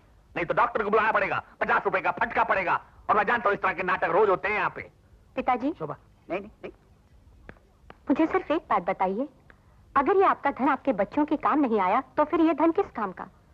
पिताजी, जब आप अपनी खोटी चवन्नी का ख्याल रख सकते हैं तो अपने बच्चों का ख्याल रखने में आपको कोई कठिनाई महसूस नहीं होनी चाहिए, है ना? अरे गंगू, बहू के सुर में सुर मिलाने की आदत भूल जा, वरना मैं तुझको जायदाद से बेदखल कर दूंगा और तू अनाथ हो जाएगा। अरे सेठ जी, अनाथ?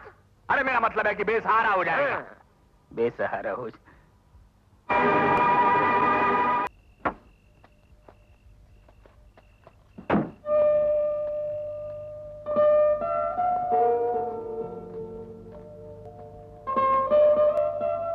यूं अपने घर की तरफ क्या देख रही हो? राम, आखिर कब तक हम यूं छुप छुप के मिलते रहेंगे? मेरी माँ को अगर इस बात का पता चला तो मुझे घर से बाहर निकलने भी नहीं देंगी। माँ से बात क्यों नहीं करते? बस कुछ दिन और ठहर जाओ शीला। तुम नहीं जानती, मेरी माँ किसी हिटलर से कम नहीं है, इसलिए उनका मूड देखकर बात करनी होगी, वरना बात बिगड़ जाएगी। मुझे भी इसी बात करा है राम कि बात बिगड़ जाएगी। नहीं नहीं, बस कुछ दिन और, फिर मैं तुम्हें ब्याह कर यहां से ले जाऊंगा। I promise. ओके, अब तुम जाओ, बहुत देर हो चुकी है।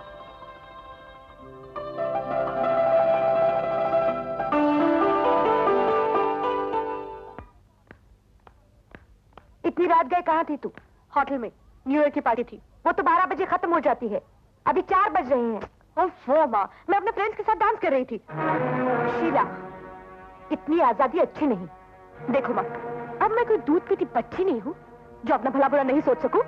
और अगर घर की 4 दीवारी में कैद करके रखना चाहती थी तो कॉलेज में डालकर पढ़ाया लिखाया क्यों? यूं ही अनपढ़ और गवाह बना के रखती और फिर किसी लल्लू पंजू के पल्लू बांधकर घर से विदा कर देती। शीला, तू होश में तो है? देखो माँ, बात तो साफ है, मैं कोई मशीन का पहिया तो नहीं हूँ जो हर पल तुम्हारे इशारे पे नाचती रहूं। और अगर फिर भी तुमने मुझे इस घर में कैद करना चाहा तो मैं इस घर को ही छोड़ दूं।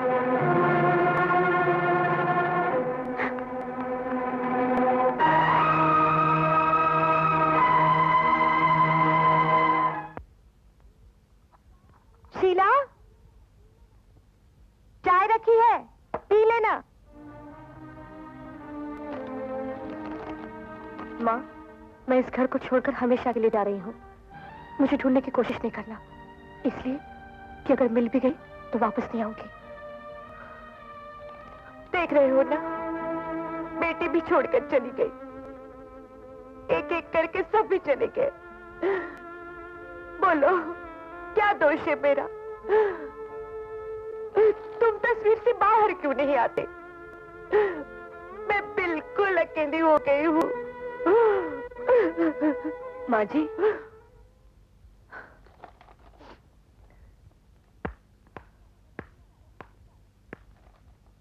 तुम्हारा अचानक कैसे आना हुआ? माँ जी, मैं अपने पिताजी का घर हमेशा के लिए छोड़कर आपके शरण में आई हूँ। नहीं नहीं, ऐसा न कर बेटी, ऐसा न कर। आप पर बोझ बन जाऊंगी, इसलिए आप ऐसा कह रही है।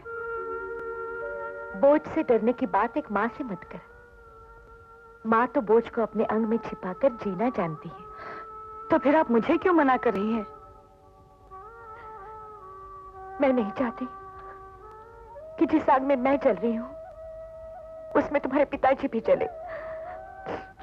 ये देखो, आज शीला भी घर छोड़कर चली गई।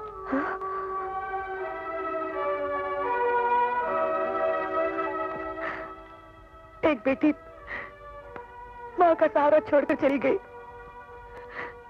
तो दूसरी बेटी माँ का सहारा मांगने चली आई। बाजी, अगर आप मुझे स्वीकार नहीं करेंगे तो मैं नहीं जानती कि मैं कहाँ जाऊंगी, लेकिन इस घर के सिवा मेरा और कोई सहारा नहीं है।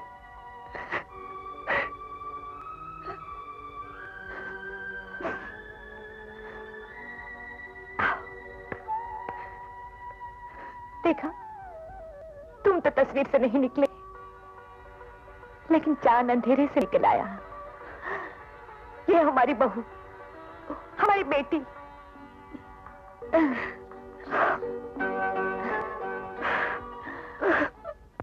अरे आशा, कहां मर गई तू?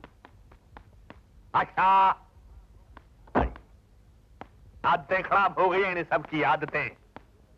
आशा, वो किधर गई? अरे आशा, तू किधर है? सब एक एक करके चले जाएंगे पिताजी, और आप अकेले रह जाएंगे। और आपका ये बंगला है ना, बंगला, हंसता खेलता बंगला, एक भूत बंगला बन जाएगा। और आपकी हालत उस चमगादड़ जैसी होगी जो अकेला दीवारों पर सर टकरा टकरा कर जीता रहता है। देख लेना पिताजी। ऐसी हालत मेरी नहीं होगी, तुम सबकी होगी। देख लेंगे। गरीबी की दीवारों से टकरा कर एक दिन सब मेरे पास लौट कर आओगे। और ये शौक है ना, मेरे लिए ना सही मगर मेरी दौलत के लिए जरूर आएगा। देख लेना, इधर झक मारेगा। अच्छा। और ये आशा, अगर आज शाम तक नहीं आई तो देखना क्या तमाशा खड़ा करता हूँ।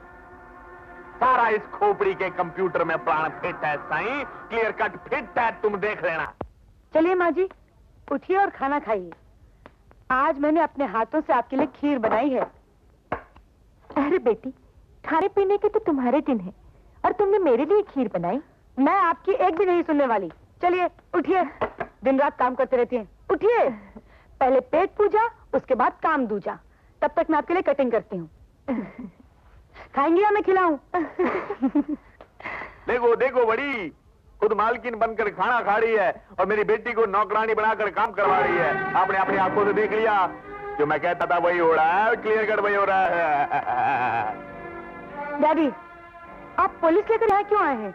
अरे अपनी बेटी को घर वापस ले जाने के लिए मैं पुलिस को क्या आर्मी को भी लेकर आ सकता हूँ। देखिए जनरल साहब, मेरा मतलब है इंस्पेक्टर साहब, ये औरत अपने स्मगलर बेटे से मेरी बेटी की शादी करवा के मेरी करोड़ों की जायदाद क्लियर कट हड़प करना चाहती है। डैडी, इंस्पेक्टर साहब, आप इस औरत को फौरन गिरफ्तार कर लीजिए और मेरी बेटी को मेरे घर पहुंचा दीजिए। इंस्पेक्टर साहब, मैं बालिग हूँ, पढ़ी लिखी हूँ, अपना भला बुरा अच्छी तरह जानती हूँ और मैं यहाँ अपनी मर्जी से आई हूँ। दुनिया का कोई भी कानून मुझे यहाँ से जबरदस्ती नहीं ले जा सकता। ये बिल्कुल ठीक कर रही है। अरे इसने अपने आप को बालिग कहा और आपने मान लिया। अगर कोई असल में बालिग है तो क्या सोने चांदी के ढेर से उठकर वो कीचड़ में बैठ जाएगा? सोने चांदी के ढेर से बड़ा कीचड़ और कोई नहीं। जो इंसान उसमें एक बार डूब जाता है तो उसकी आत्मा तक नली हो जाती है। आप ही बताइए इंस्पेक्टर साहब, एक बालिग लड़की को अपना पति चुनने का अधिकार है या नहीं? बिल्कुल है। अरे कैसे इंस्पेक्टर यार, हर चीज में हाँ कर देते हो। देखो सेठ जी, आपने तो कहा था आशा नाबालिग है और उसे जबरदस्ती भगाकर यहाँ लाया गया है। सब बातें गलत हैं, इसलिए मैं आपके लिए कुछ नहीं कर सकता।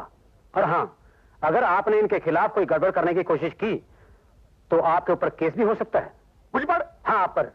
तुम इतना याद रखना, मैं आइसक्रीम की तरह पिघलने वाला नहीं, अपनी सारी जायदाद ट्रस्ट में कर दूंगा, मगर तुमको आधी खोटी चवन्नी अठनी एक पैसा नहीं दूंगा। दादी, मुझे सिर्फ आपका आशीर्वाद चाहिए।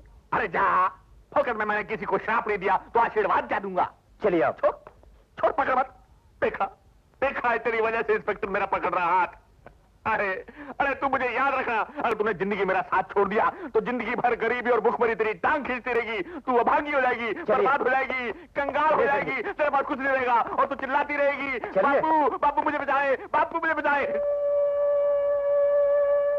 शायद तेरे पिताजी ठीक कह रहे थे। नहीं माँ जी, वो गलत कह रहे थे। पिताजी का आशीर्वाद नहीं हुआ तो क्या हुआ? माँ की ममता की छांव तो है, फिर मैं कंगाल कैसे हो सकती हूँ? Yes sir. हवलदार, मुझे अमर को लाओ, उसकी जमानत हो गई है। Okay sir. उस दिन मेरे सर पर दौलत का भूत सवार था अमर। उसी की वजह से मैंने माँ का भी अपमान किया और तुम्हारा भी। मुझे माफ कर दो। अरे ये क्या कर रहे हैं आप? मुझसे बड़े हैं भाई साहब, आपसे मुझे कोई शिकायत नहीं, लेकिन वैसे आपको मेरी जमानत नहीं देनी चाहिए थी। माँ को मालूम होगा तो वो बहुत नाराज होंगी। तुम्हारी जमानत मैंने नहीं दी है और ना ही मैं जमानत के रुपए देने के काबिल हूं। तुम्हारी जमानत तो दरअसल गंगाराम जी ने दी है। ये तो और भी ज्यादा गलत हुआ। कुछ गलत नहीं हुआ। इंसान अगर इंसान के काम नहीं आएगा तो फिर कौन आएगा? और मैंने किया भी क्या है? बेकार पड़े नोटों को अगर हवा नहीं लगाता तो दीमक खा जाती उन नोटों को। मैं पिताजी के रुपए लेके अशोक बाबू के ऑफिस गया और उन्हें यहां ले आया, रुपए जमा कर दिए। हाँ, जब केस खत्म होगा तो रुपए वापस मिल जाएंगे। भाई साहब के ऑफिस? क्यों, आपने कोई अलग ऑफिस बनाया है क्या? हाँ अमर, अब मैं ससुराल में नहीं रहता, रीटा के साथ अलग रहता हूं। अलग क्यों रहते हैं? माँ के पास क्यों नहीं गए? क्योंकि मैं तुम्हारी तरह बहादुर नहीं, बुज़दिल हूं। माँ का इतना बड़ा अपमान करके उनके सामने जाने का हौसला नहीं जुटा पाया। घबराने की कोई बात नहीं, मेरे साथ चलिए, मैं सब कुछ ठीक कर दूंगा। नहीं अमर, पहले तुम घर जाओ, माँ तुम्हारे लिए बहुत परेशान है। जाओ। ठीक है। माँ, माँ,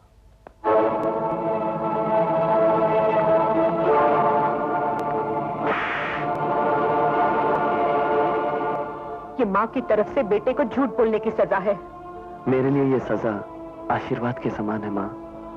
ये झूठ बोलना कहाँ से सीखा तूने? मेरे एक झूठ बोलने से अगर किसी का भला होता हो तो एक झूठ बोलना पाप नहीं होता माँ। आजकल माँ को भी उपदेश देने लगा है, क्यों? अपने इस बेटे की गलती को माफ कर देना माँ।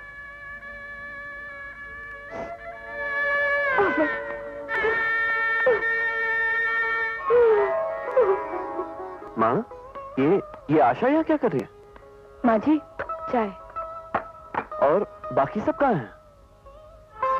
तेरे जाने के बाद विनोद मुझसे झगड़ कर चला गया। शीला मुझसे नाराज होकर घर छोड़ के जाने कहां चली गई। आशा ने मुझे संभाल लिया, वरना मैं भी न जाने इस दुनिया में मिलती या नहीं। भगवान के लिए ऐसी बातें मत करो माँ। तुम्हारा ये बेटा अब तुम्हें छोड़कर कहीं नहीं जाएगा।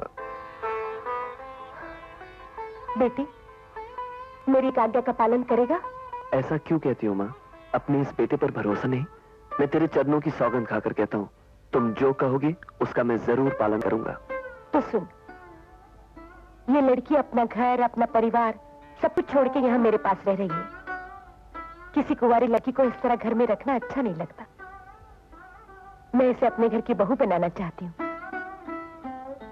इसीलिए तू तुरंत इससे शादी कर ले। वो तो ठीक है माँ, लेकिन कुछ नहीं, तूने मेरी सौगंध खाई है।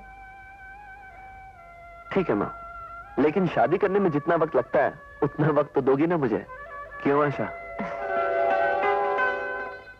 तुमने अमर की जमानत ले ली? हाँ शोभा, पहली बार मैंने कोई पुण्य का काम किया है। भगवान इसका फल मुझे और मेरे पिताजी को जरूर देगा। पिताजी को क्यों? उन्हीं का तो पैसा मेरा थोड़ा ही है। अरे सत्यानाश हो तेरा। मैंने रुपए ऐसी जगह छुपा कर रखे थे कि किसी की नजर न पड़े। लेकिन मेरी नजर पड़ गई थी पिताजी। मुझे मालूम था आपने वो पैसे सोफे के अंदर छुपा के रखे थे। मैंने स्क्रू ड्राइवर से सोफा खोल के सिर्फ 20,000 रुपए निकाले थे, ज्यादा नहीं। 20,000? अरे हम तो कहता था सेठ जी आपका स्क्रू पहले से ढीला है। अरे shut up you between father and son coming in the constitution of India. Gentlemen, ये सब इस बहू के पेट में पल रहे बच्चे का श्राप है, जिसने मुझे कंगाल करने का कार्यक्रम शुरू कर दिया है। ये बच्चा नहीं, शैतान है। ये आप क्या कह रहे हैं पिताजी? कान खोलकर सुन ले बहू, अगर इस बच्चे ने अपनी लीला इसी तरह शुरू रखी तो मैं इसके पैदा होने से पहले इसको खत्म कर दूंगा। Clear cut. सुन रहे हो तुम? हाँ सुन रहा हूँ। कॉमा और फुल स्टॉप के साथ सुन रहा हूँ। जिस घर में लोग मेरे बच्चे के खून के प्यासे हो, वहाँ मुझे नहीं रहना। अरे जाओ जाओ, धमकाती किसको? जाओ। शोभा सुन तो शोभा। पिताजी, जो अपने बेटे का नहीं हुआ वो मेरे बेटे का क्या होगा? आप कुरुक मुर्गी की तरह दौलत के अंडे पे बैठकर उसे सेकते रहो।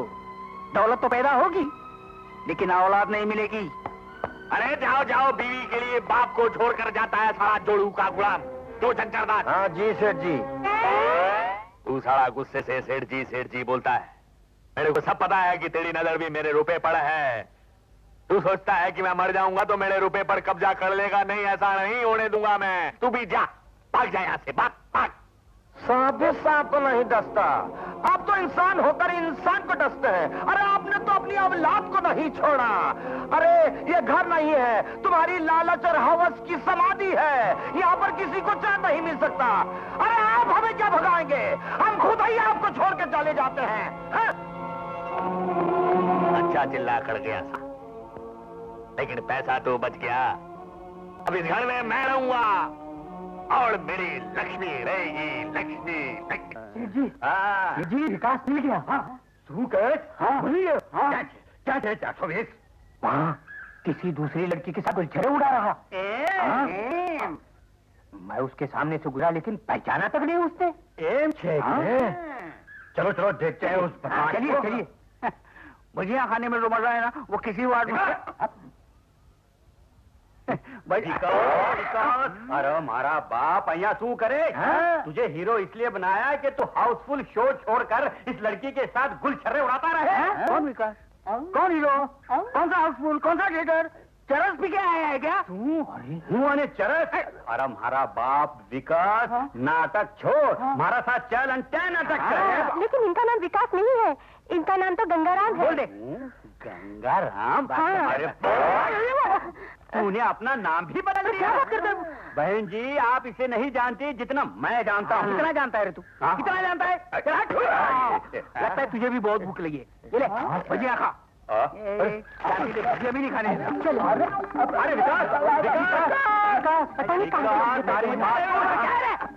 हमारा साथ चल नहीं तो क्या करेगा तू? क्या करेगा? जरा भजिया पकड़। क्या करेगा? क्या करेगा? क्या करेगा? तेरे सारे पोल खोल दूंगा। बहन जी, तुमको नहीं मालूम, हमारे नाटक कंपनी की एक छोकरी मीना के साथ इसका टाका है। मीना? ये मीना कौन है? देखो, मैं किसी मीना को नहीं जानता। ये अरे मीना को नहीं जानता? नाटक वाली मीना को नहीं जानता? और सुनिए बहन जी, ये रोज रोज नई लड़कियों के साथ घूमता है। हमें क्या करना है? दिन में चाहे जो करे, रात को हमारे साथ नाटक करता रहे। तू मेरा क्यों सत्यानाश कर रहा है? भगवान के लिए इतना बड़ा झूठ मत बोल। मैं गंगाराम हूँ, मैं लालवानी का बेटा हूँ, ये मेरे पत्नी शोभा है और ये मेरे बच्चे की माँ बनने वाली है। समझा? मुझे मेरी बात तो सुन। तू बाद में मुझे मिल। शुभा, एक मिनट, मुझे ये तो बताओ सेठ जी, तुम्हारा ये नाटक रात को ही होता है ना? हाँ, तो अभी तुम ही बताओ, मैं किसी रात को तुम्हें छोड़ के गया हूँ? कभी भी नहीं। कभी नहीं ना? तो मैं तुम्हारा ही हूँ, इनका हीरो नहीं हूँ। यूं ही रोती है पगली कहीं की। चल। डायरेक्टर श्रीधर भाई, आंसू लफड़ा जी। सेठ जी, लगता है ये अपने विकास का हमशक्ल है। क्यों न विकास के न मिलने तक हम इसे ही अपना हीरो बना ले? अरे वाह, अरे वाह, हरी थे। क्या नाम है इसका? विकास। अरे गंगाराम, गंगाराम, अब क्या है? हमारा पर मेहरबानी कर। क्या करना है? हमारे नाटक कंपनी का हीरो बन जा। हीरो? हाँ। मैं? हाँ। एक काम करो, मेरे घर जाओ। मेरा बाप अच्छा एक्टर है। अच्छा? वो खुद अच्छा नाचता है और दूसरे को भी अच्छा नचाता है। जाओ। अरे मेरे बाप, तेरा बाप नहीं, तू चाहिए। मेहरबानी करनी। देख, रहम भी कर, दया करो। नाटक कंपनी में काम करने का 100 रुपए मिलेगा। नहीं चाहिए। 200 नहीं चाहिए बोलाना। 300। अरे नहीं चाहिए बोलाना। 500। अब इससे आगे हम नहीं देगा। हाँ बोल। हाँ हाँ हाँ हाँ हाँ 5। हाँ, 1 शो का। महीने में 10 शो होता है। 1 शो का 5 तो 10 शो का 5000 हो गया। शुभा, ये धंधा कोई बुरा नहीं है, ये सब पेट वाले की करामत है। बाहर आने के पहले उसने चमत्कार दिखाना शुरू कर दिया। चुप रहे। ठीक है, मंजूर है। मैं ऐसी एक्टिंग करके बताऊंगा कि सारी पब्लिक का बैंड बज जाएगा। डॉक्टर साहब, मुझे चक्कर आ रहे हैं, आप मुझे फटाफट ठीक कर दीजिए, मैं आपको 1.5 दाड़ा आशीर्वाद दूंगा। सेठ जी, आपका ब्लड प्रेशर काफी हाई है। कौन हाई है? Blood pressure. ब्लड। मैं आपको ये दवाइयां लिख देता हूँ, आप इन्हें मंगवा लीजिएगा।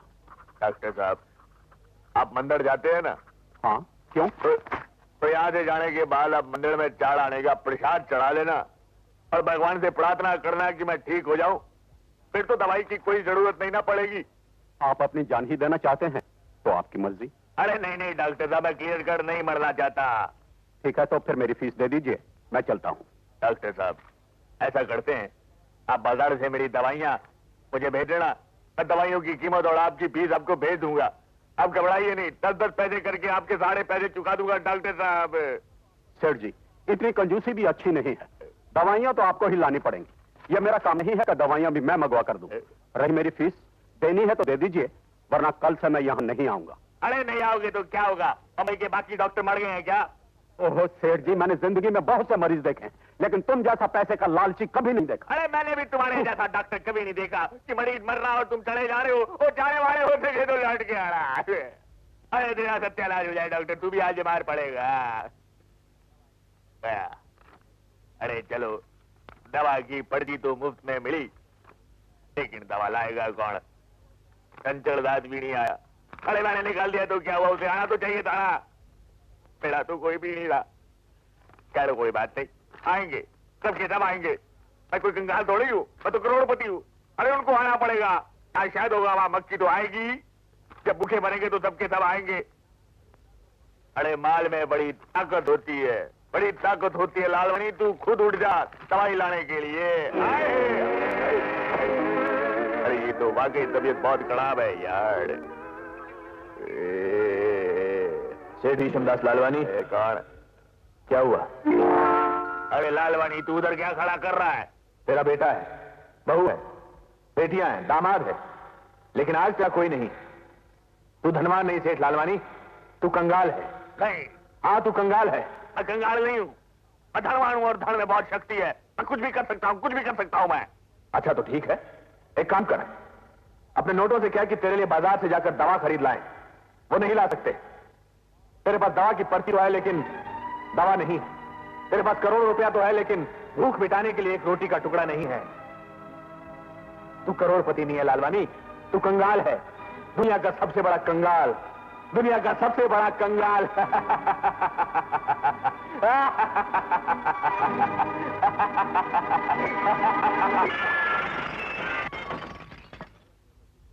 ये सही कहता है, दौलत से सब कुछ मिल सकता है अगर शांति नहीं मिल सकती।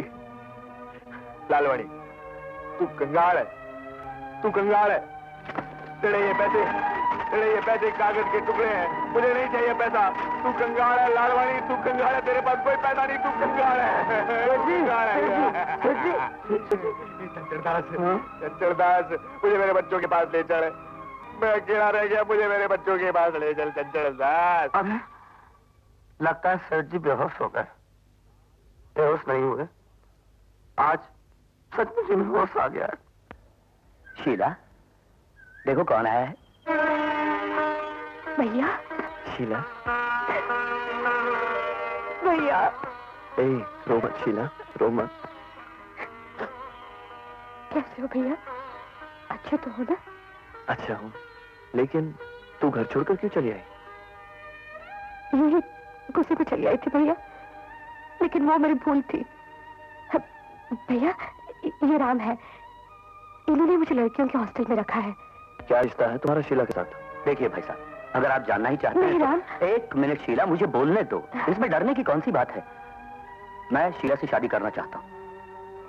अगर तुम्हें शीला से शादी करनी है तो अपने घर वालों को हमारे यहाँ क्यों नहीं भेजते? मैं माँ को लेकर आपके घर आने ही वाला था, लेकिन उससे पहले ही शीला घर छोड़कर आ गई। दुनिया के सामने अगर इज्जत की जिंदगी गुजारना चाहते हो तो अपनी माँ को लेकर हमारे यहाँ चले आना। चलो शीला। राम, ये देखो माँ, कैसा बनाया मैंने। अरे वाह, तू तो एक्सपर्ट हो गई। माँ देखो कौन आया है। इसे यहाँ क्यों ले आए हो? इस घर में इसके लिए कोई जगह नहीं। माँ, जिसे अपने किए पे पछतावा हो उसे माफ कर देना चाहिए। बेटी, माफ तो इंसान को किया जाता है। अब मेरी बेटी, लगता है मेरे घर में 3 सपोलों ने जन्म लिया है। इन सपोलों ने बसने के अलावा और कुछ किया ही क्या? पर लगते ही बेटे उड़ गए। इस लड़की पर भरोसा था मुझे, लेकिन इसने भी मुझे किसी से आंख मिलाकर बात करने के काबिल नहीं छोड़ा। माँ, ये शीला की नादानी थी। जज्बात में ये अपने आप पर काबू नहीं पा सकी, घर छोड़कर हॉस्टल में रहने गई। और जब इसे अपनी गलती का एहसास हुआ तो फौरन तुम्हारे चरणों में लौट आई है। ये दोबारा ऐसी गलती नहीं करेगी माँ, इसे माफ कर दो मेरी खातिर। अरे मेरा मुंह क्या देख रही हो? चलो माँ के पैर छुओ, चलो। माँ, मुझे माफ कर दो माँ।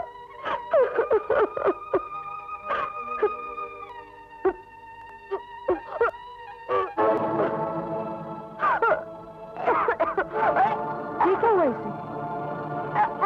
शीला, कुछ नहीं माँ, दरअसल ये घर से इतने दिन बाहर रही है ना, बाहर का खाना इसे रास नहीं आया होगा। तू फिक्र नहीं करा माँ। शीला, क्या बात है?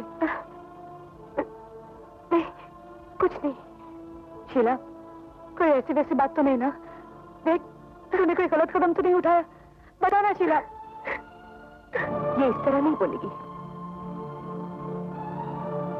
शीला, मेरी तरफ देख, मुझसे आंख मिलाकर बात कर। कहीं तूने कहीं भी जाए, लेकिन ये इस घर में नहीं रहेगी।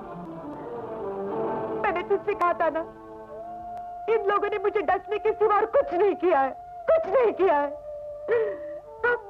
अब मैं किसी को मुंह दिखाने के लायक नहीं रही। अरे निर्लज, मेरे बुढ़ापे पर तो जरा ख्याल किया होता ना, लेकिन तुझे किसी का ख्याल नहीं है।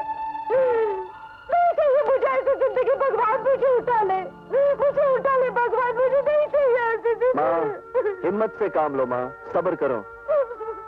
मैं जानता हूँ वो शख्स कौन है। मैं शीला को उसका हक दिलाकर ही रहूंगा।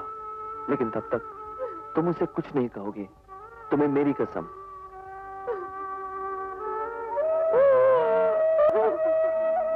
इस बात का क्या सबूत है कि तुम्हारी बहन के पेट में जो बच्चा है वो मेरे बेटे का है? मैडम, दुनिया को दिखाने के लिए किसी भी माँ के पास यह सबूत नहीं होता कि उसके पेट का बच्चा किसका है। जो माँ कहती है वही दुनिया मान लेती है, वही बच्चा मान लेता है, और इसी से औरत की आबरू कायम है मैडम। जिसकी बहन कुंवारेपन में ही माँ बनने वाली हो और उसका भाई आबरू की बात करे तो अच्छा नहीं लगता। माँ, शीला ऐसी लड़की नहीं है, वो हर मामले में बेकसूर है। जरा सोचो माँ, मेरी गलती से उसके दिल पर क्या गुजर रही होगी। राम, दुनिया में दो किस्म के आदमी होते हैं। एक तो दूसरों को जहर पिलाकर उन पर काबू कर लेते हैं, दूसरे वो जो खुद जहर पीते हैं और दूसरों को वश में कर लेते हैं। गरीब ऐसे ही होते हैं बेटे। उसने भी जानबूझकर तुम्हें नजदीक आने की दावत दी होगी ताकि वो तुम्हारे बच्चे की मां बन जाए। इससे तुम उस पर दया करने लग जाओगे, तुम उससे शादी करोगे और वो लाखों की मालकिन बन जाएगी। हमारा खानदान गरीब जरूर है, लेकिन गरीबी इतना डंक नहीं मारती कि हम दौलत के लालची हो जाएं। अच्छा होता कि तुम दौलत के लालची होते, फिर दौलत कमाने की सोचते, और इस वक्त गर्दन उठाकर बराबरी की हैसियत से बात करते। माँ, मोहब्बत में अमीर गरीब ऊंच नीच नहीं देखी जाती, लेकिन शादी में हैसियत देखी जाती है। मुझे तुम लोगों से 1 लाख रुपए चाहिए। 1 लाख? ये तो दहेज हो गया। तेरे लिए दहेज मांगना होता तो 20 लाख रुपए मांगती और तिजोरी के मुंह खुल जाते। तुम चुप क्यों हो गए? याद रखो अमर, 2 दिन के अंदर अगर 1 लाख रुपए नहीं मिले तो इस बंगले की तरफ आंख उठाकर भी नहीं देखना।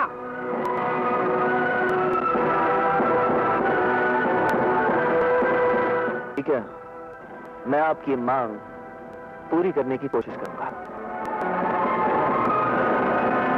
भाई, मैं तुम्हें लाख रुपए दे सकता हूँ, लेकिन एक शर्त पर। तुम्हें 2 साल के लिए दुबई जाना होगा और मेरे लिए काम करना होगा। आप 2 साल की बात कर रहे हैं, जबकि मैं तो जिंदगी भर के लिए बिकने को तैयार हूँ। भाई मियां, पहले तो तुम घर छोड़ने को भी तैयार नहीं थे। कोई भी राम कहानी बिना वनवास की पूरी नहीं होती। मुझे लाख रुपए कब मिलेंगे? कल आके ले जाओ मियां, एग्रीमेंट तैयार रहेगा, तुम उस पर साइन कर देना बस। आपका बहुत बहुत शुक्रिया, थैंक यू। तम्बाकू वाला पान खाओगे? जी नहीं, मैं चलता हूँ। जीते रहो बेटे। आदाब।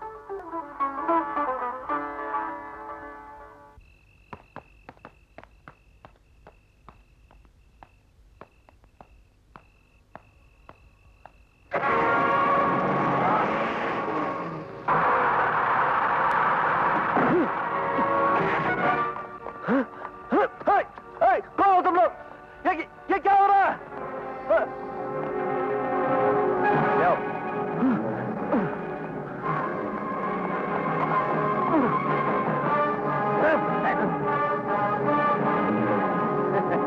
कौन हो तुम लोग? मुझे यहाँ क्यों लाए हो?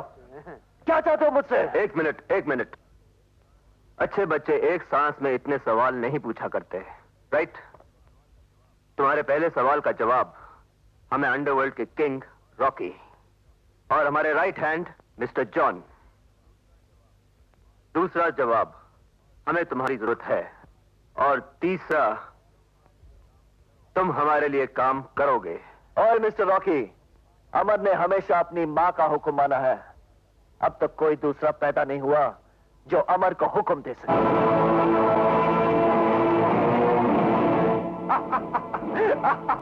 Well said Amar, very well said, I like it.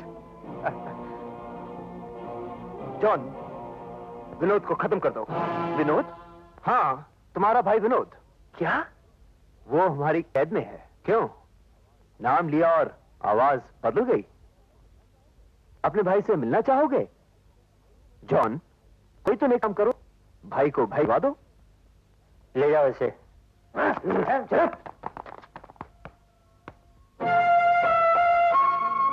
भैया,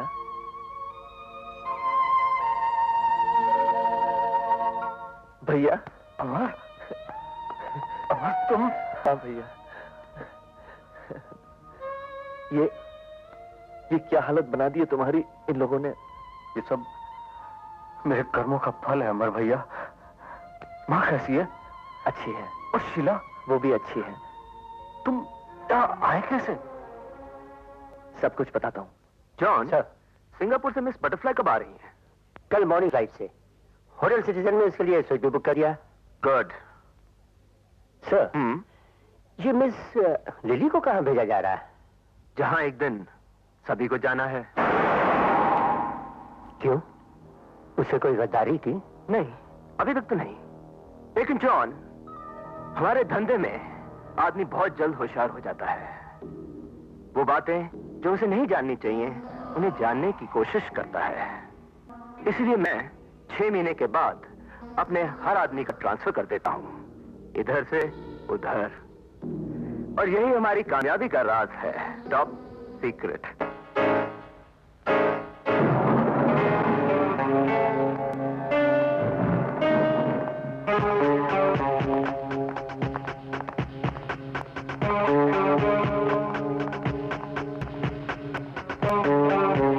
मैं तैयार हूं, काम बताइए।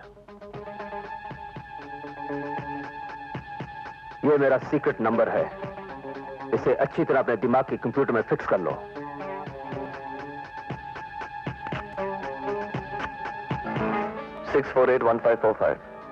गुड। कल सुबह 10 बजे सी रॉक होटल के सामने वाले बूथ से हमें फोन करना। काम तुम्हें बता दिया जाएगा। हमारी बहन में ऐसी कौन सी कमी है जो तुम्हें 1 लाख रुपए देने पड़ेंगे? भैया, खुलेआम ना सही, पर दूसरे किसी रूप में लोग दहेज तो लेते ही है ना। फिर शीला राम को चाहती भी है। बहन का घर बसाने के लिए लाख रुपए तो कम ही है ना भैया। लेकिन अमर, तुम... भैया, जो होना था सो हो गया। अब आप लोग धूमधाम से शीला बहन की शादी कर दो। आप लोग? क्या तुम नहीं होगे वहां? भैया, मैं विनोद भैया को उन गुंडों के चंगुल से छुड़ाने जा रहा हूं। शायद अगर मैं ना लौट पाऊं तो। नहीं अमर, मैं तुम्हें अकेले नहीं जाने दूंगी। मैं भी तुम्हारे साथ चलूंगी, प्लीज। अमर, विनोद सिर्फ तुम्हारा ही नहीं, मेरा भी भाई है। और तुम तो सबसे छोटे हो। छोटा जाएगा तो क्या बड़ा देखता रहेगा? अब एक भाई की तकलीफ हम सबकी तकलीफ है। देखो, भाई भाई एक हो गए और मैं रह गया। अरे मैं भी तो तुम्हारा साला भाई हूं, तुम्हारे बीवी का भाई, यानी साला भाई। Clear cut. मैं क्यों पीछे रहूं? मैं भी चलूंगा तुम्हारे साथ। हेलो। हेलो अमर, तुम वक्त के बहुत पाबंद हो, हमें बहुत खुशी हुई। फरमाइए। जरा बूथ के बाहर देखो गाड़ी में कौन बैठा है। जाना? जॉन है सर। उसके साथ पुराने ब्रिज पे पहुंच जाना। वो तुम्हें पिस्टल देगा। पिस्टल लेकर जॉन को खत्म कर देना। पीछे मेरे आदमी होंगे, उनकी गाड़ी में बैठकर वहां से निकल जाना। लेकिन सर, ये मैं जानता हूं कि तुमने पहले कभी खून नहीं किया है, लेकिन ये तुम्हारा पहला टेस्ट है। All the best. हाँ सर, समझ गया सर। हो जाएगा, आपका काम हो जाएगा सर। हाँ हाँ, पुरानी ब्रिज पर पहुंचकर उससे मिलूंगा और आपका काम होते ही आपको फोन करूंगा। Okay sir, bye bye.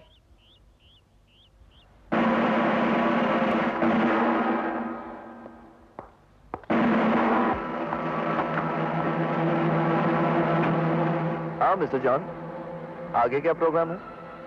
तुम बहुत चालाक हो अमर, लेकिन मेरी नजर भी बहुत तेज है। तुमने बॉस का साउंड रिकॉर्ड किया और ये साउंड तुम पुलिस को दोगे, लेकिन इससे पहले मैं तुम्हें खत्म कर दूंगा। 1 मिनट जॉन, 1 मिनट। मुझे खत्म करने से पहले सुन तो लो कि बॉस ने क्या कहा है। प्लीज, मैं तुम्हारा दोस्त हूं, दुश्मन नहीं। ठीक है, सुनाओ, लेकिन कोई चालाकी करने की कोशिश मत करना। जरा बूथ के बाहर देखो गाड़ी में कौन बैठा है। जॉन है सर। उसके साथ पुराने ब्रिज पे पहुंच जाना। वो तुम्हें पिस्टल देगा। पिस्टल लेकर जॉन को खत्म कर देना। 6 महीने के बाद अपने हर आदमी का ट्रांसफर कर देता हूं, इधर से उधर। क्या सोचने लगे? कुछ नहीं। अब मुझे क्या करना चाहिए? तुम गाड़ी चलाओ, मैं सब समझाता हूं।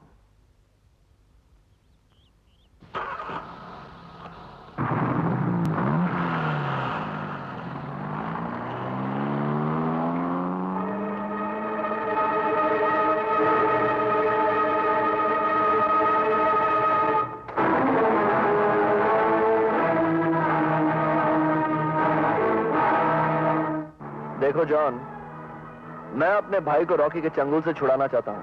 अगर तुम मेरा साथ दो तो मैं तुम्हें सरकारी गवाह बनाकर बचा भी सकता हूं। मुझे मंजूर है। तो फिर सुनो, रॉकी के कुत्ते हमारा पीछा कर रहे हैं। ब्रिज पर पहुंचकर मैं तुम्हें गोली मारने का नाटक करूंगा और उनकी गाड़ी में बैठकर निकल जाऊंगा। मेरे साथी वहां आएंगे, तुम उनके साथ चले जाना, बाकी की बातें वहीं होंगी, समझे? ओके।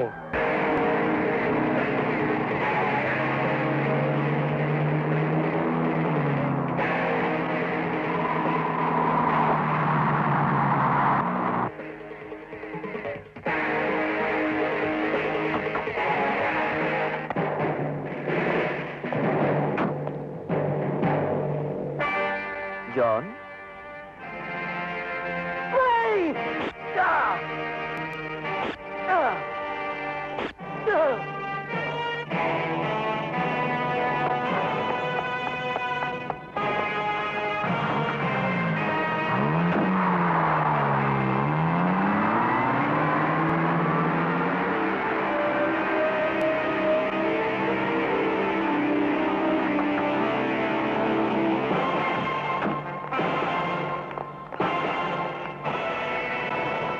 सुनो, हम लोग अमर के आदमी हैं। वो सब चले गए? हाँ चले गए। अब जल्दी करो, वक्त बहुत कम है। Come on. जैसे कि जॉन ने हमें बताया कि सिंगापुर से एक डांसर और उसके 2 साथी होटल सिटीजन में ठहरे हुए हैं, जो खास रॉकी के लिए शो करने आए हैं। हम उन्हें उनके कमरे में बंद कर देंगे। ये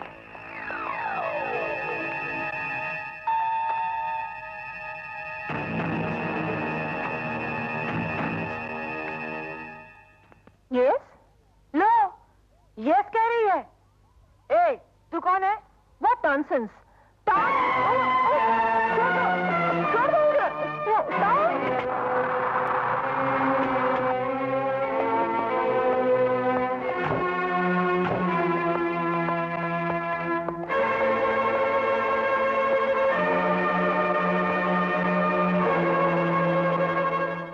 हम कैसा लगता है मैन? असली बटर। हाँ? क्या बोलते हैं? असली butterfly from Kolhapur. Thank you. लगता है वो लोग आ गए।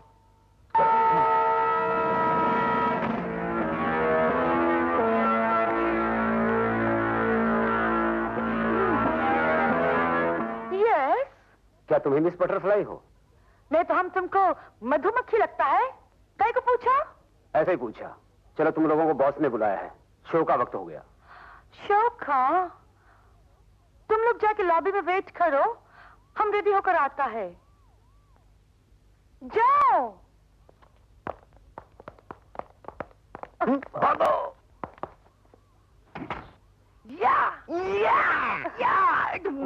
वंडरफुल मिस बटरफ्लाई, तुम्हारा प्रोग्राम देखकर हम बहुत खुश हुए।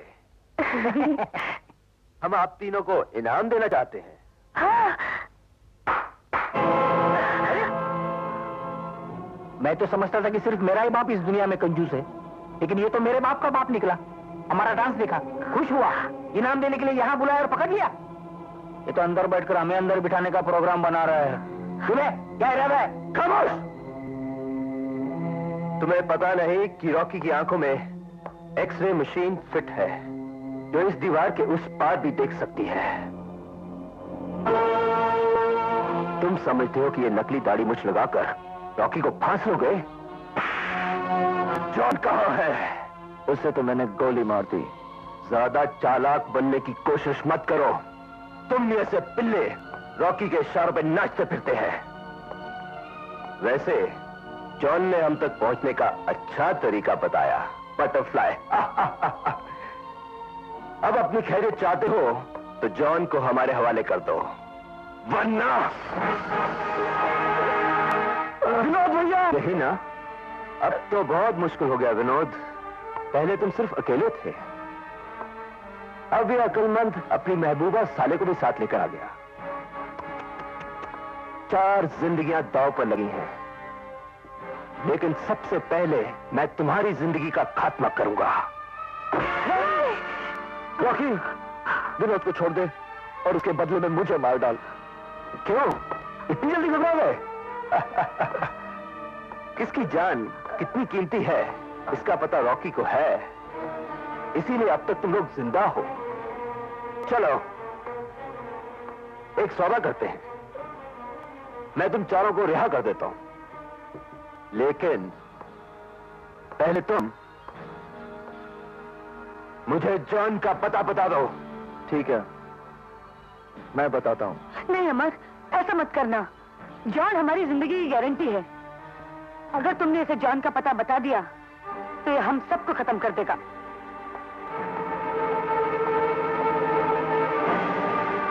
ठीक है, तो एक एक करके अपना अंजाम देखो। जॉन हाजिर है सर, लेकिन अब की बार जॉन की जान का सौदा बहुत महंगा पड़ेगा तुमको।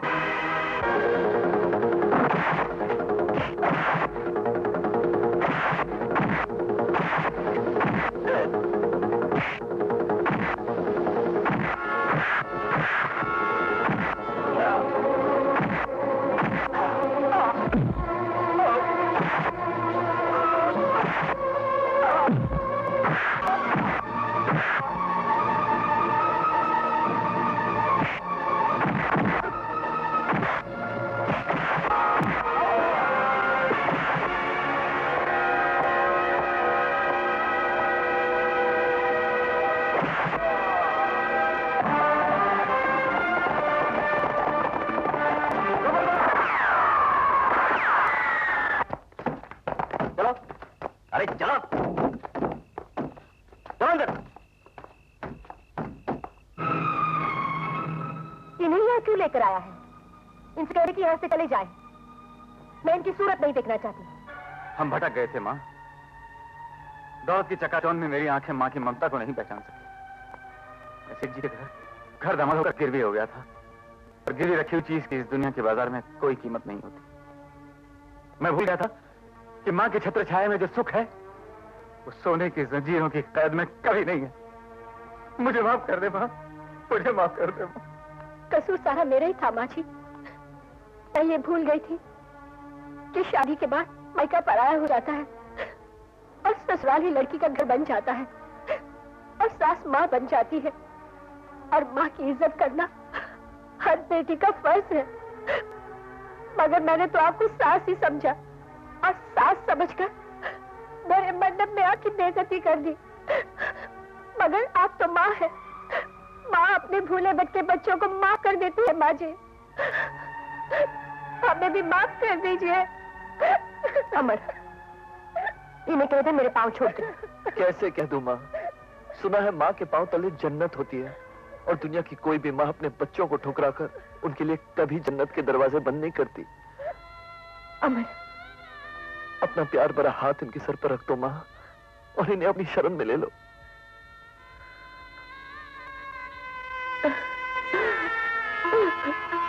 मेरे बच्चों, माँ जी।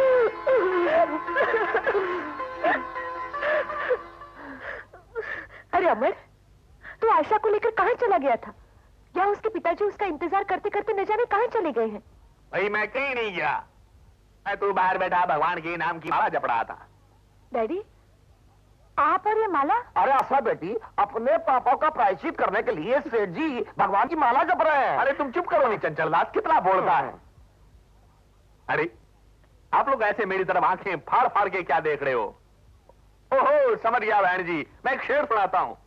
फक्र इसमें क्या कि जमाने ने बदला है तुम्हें, अरे मर्द वो हैं जो जमाने को बदल देते हैं। कैसा लगा शेर बेटा? बहुत ही अच्छा। अरे अमर, तूने मेरी बात का जवाब ही नहीं दिया। तू आशा को लेकर कहाँ गया था? माँ, अगले हफ्ते शीला बहन की शादी है, इसलिए आशा को साथ लेकर भैया भाभी को मना के घर वापस लाने गया था। ठीक है, अच्छा किया। सेठ जी चाहते हैं कि शीला की शादी के साथ साथ तेरी और आशा की भी शादी हो जाए। या एक साथ दो शादियां। एक शादी में शीला बेटी इस घर से बाहर जाएगी और दूसरी शादी में आशा बेटी इस घर में बहू बनकर आएगी। हिसाब किताब बराबर, क्लियर कट। लेकिन माँ, ये कैसे हो सकता है? क्यों नहीं हो सकता? मैंने तो सेठ जी को हाँ कर दी है। भाई मियाँ, अमर तुम अभी तक तैयार नहीं हुए? अरे भाई, फ्लाइट का टाइम हो गया है, मैं गाड़ी लेके आया हूँ, जल्दी करो। फ्लाइट? कैसी फ्लाइट? कमाल है, अमर ने आपको कुछ नहीं बताया? ये 2 साल के लिए दुबई जा रहा है, ये देखिए एग्रीमेंट। क्या?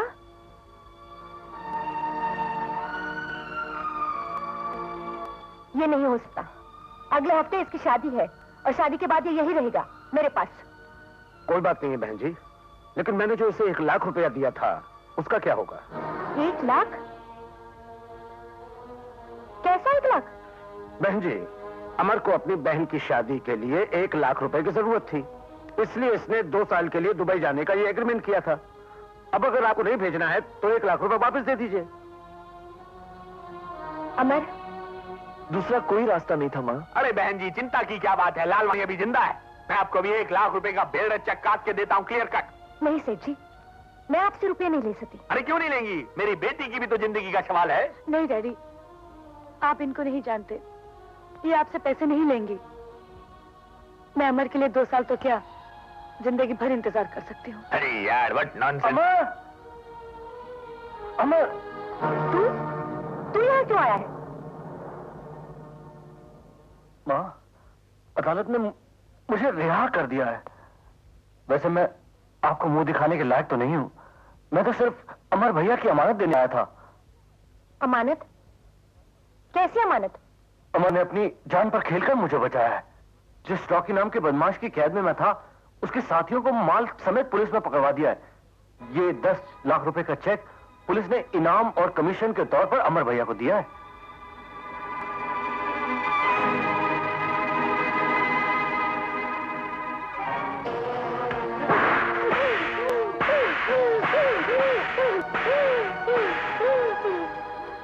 झूठी, फरेबी, क्या समझता है तू अपने आप को? मुझसे पूछे बिना लाख रुपए का दहेज देना मंजूर करेगा? तू इस लाख रुपए के लिए 2 साल के लिए दुबई जाएगा? हाँ? मुझे कहेगा भैया और भाभी को मनाने गया था, और फिर खुद गुंडों के साथ मारामारी करके अपनी जान जोखिम में डालेगा। क्यों? क्यों चुप है आप? ये कैसा बेटा ले आए हैं आप? जो अपने लिए कभी कुछ नहीं सोचता, कुछ नहीं करता, जो कुछ भी करता है सब दूसरों के लिए, सब दूसरों के लिए। दूसरा कौन है इस घर में माँ? तुम दूसरे हो या अशोक भैया और भाभी दूसरे हैं, विनोद भैया दूसरे हैं या शीला बहन? तुम सभी तो मेरे अपने हो ना माँ। तुम्हारे सिवाय मेरा इस दुनिया में कोई नहीं है, मेरा इस दुनिया में कोई नहीं है।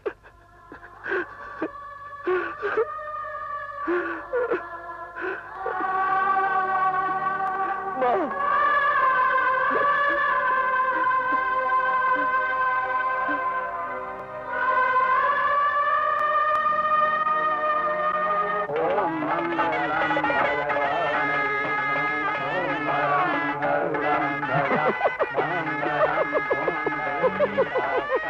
अरे चंचल दास क्यों उछलता रहता है? सीधी तरह खड़ा रहे, सीधी तरह खड़ा रहे।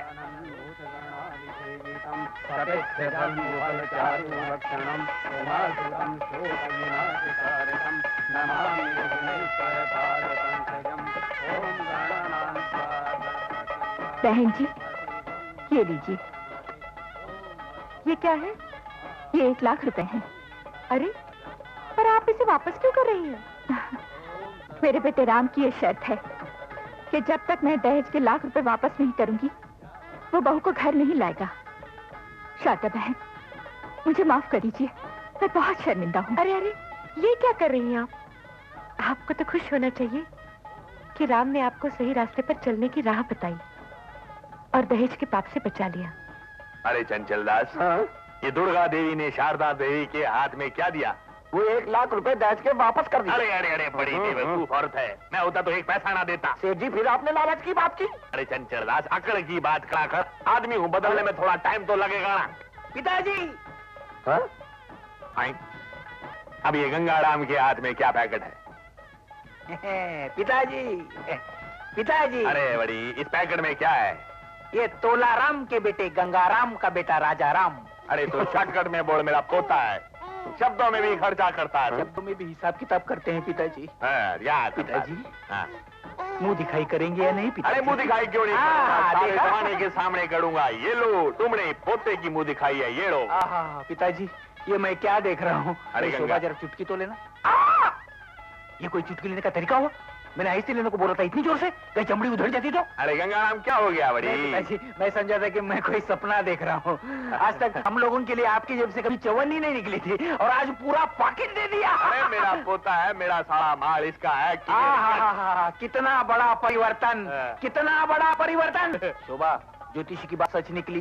बेटे का जन्म होते ही मैं माला माल और पिताजी कंगाल यही कहने वाला था ना, तू यही कहने वाला बोला था। क्या? अरे बेटा, मेरा सब कुछ तेरा है, शोभा बेटी का है और मेरे इस पोते का। अब इसको वापस कर दो। अरे अरे अरे सुन मेरी बात, तू इतना बड़ा हो गया है गंगाराम, तुझसे पैसे नहीं संभलती तो इस छोटी सी बच्ची से क्या समझेंगे? जब बड़ा हो जाएगा तो मैं दे दूंगा चंचल मास, इनको ठंडा पिला करा। अरे जाना जाना जा बेटा होकर बाप को उल्लू बनाता है, सारा बाप से मुंह दिखाई मांगता है।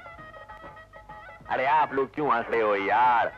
आदमी हूं, बदलने में थोड़ा टाइम तो लगेगा ना। अगली बार आओगे तो बदल गया होऊंगा। अरे प्रॉमिस किया ना, बदल गया होऊंगा यार, क्लियर कट।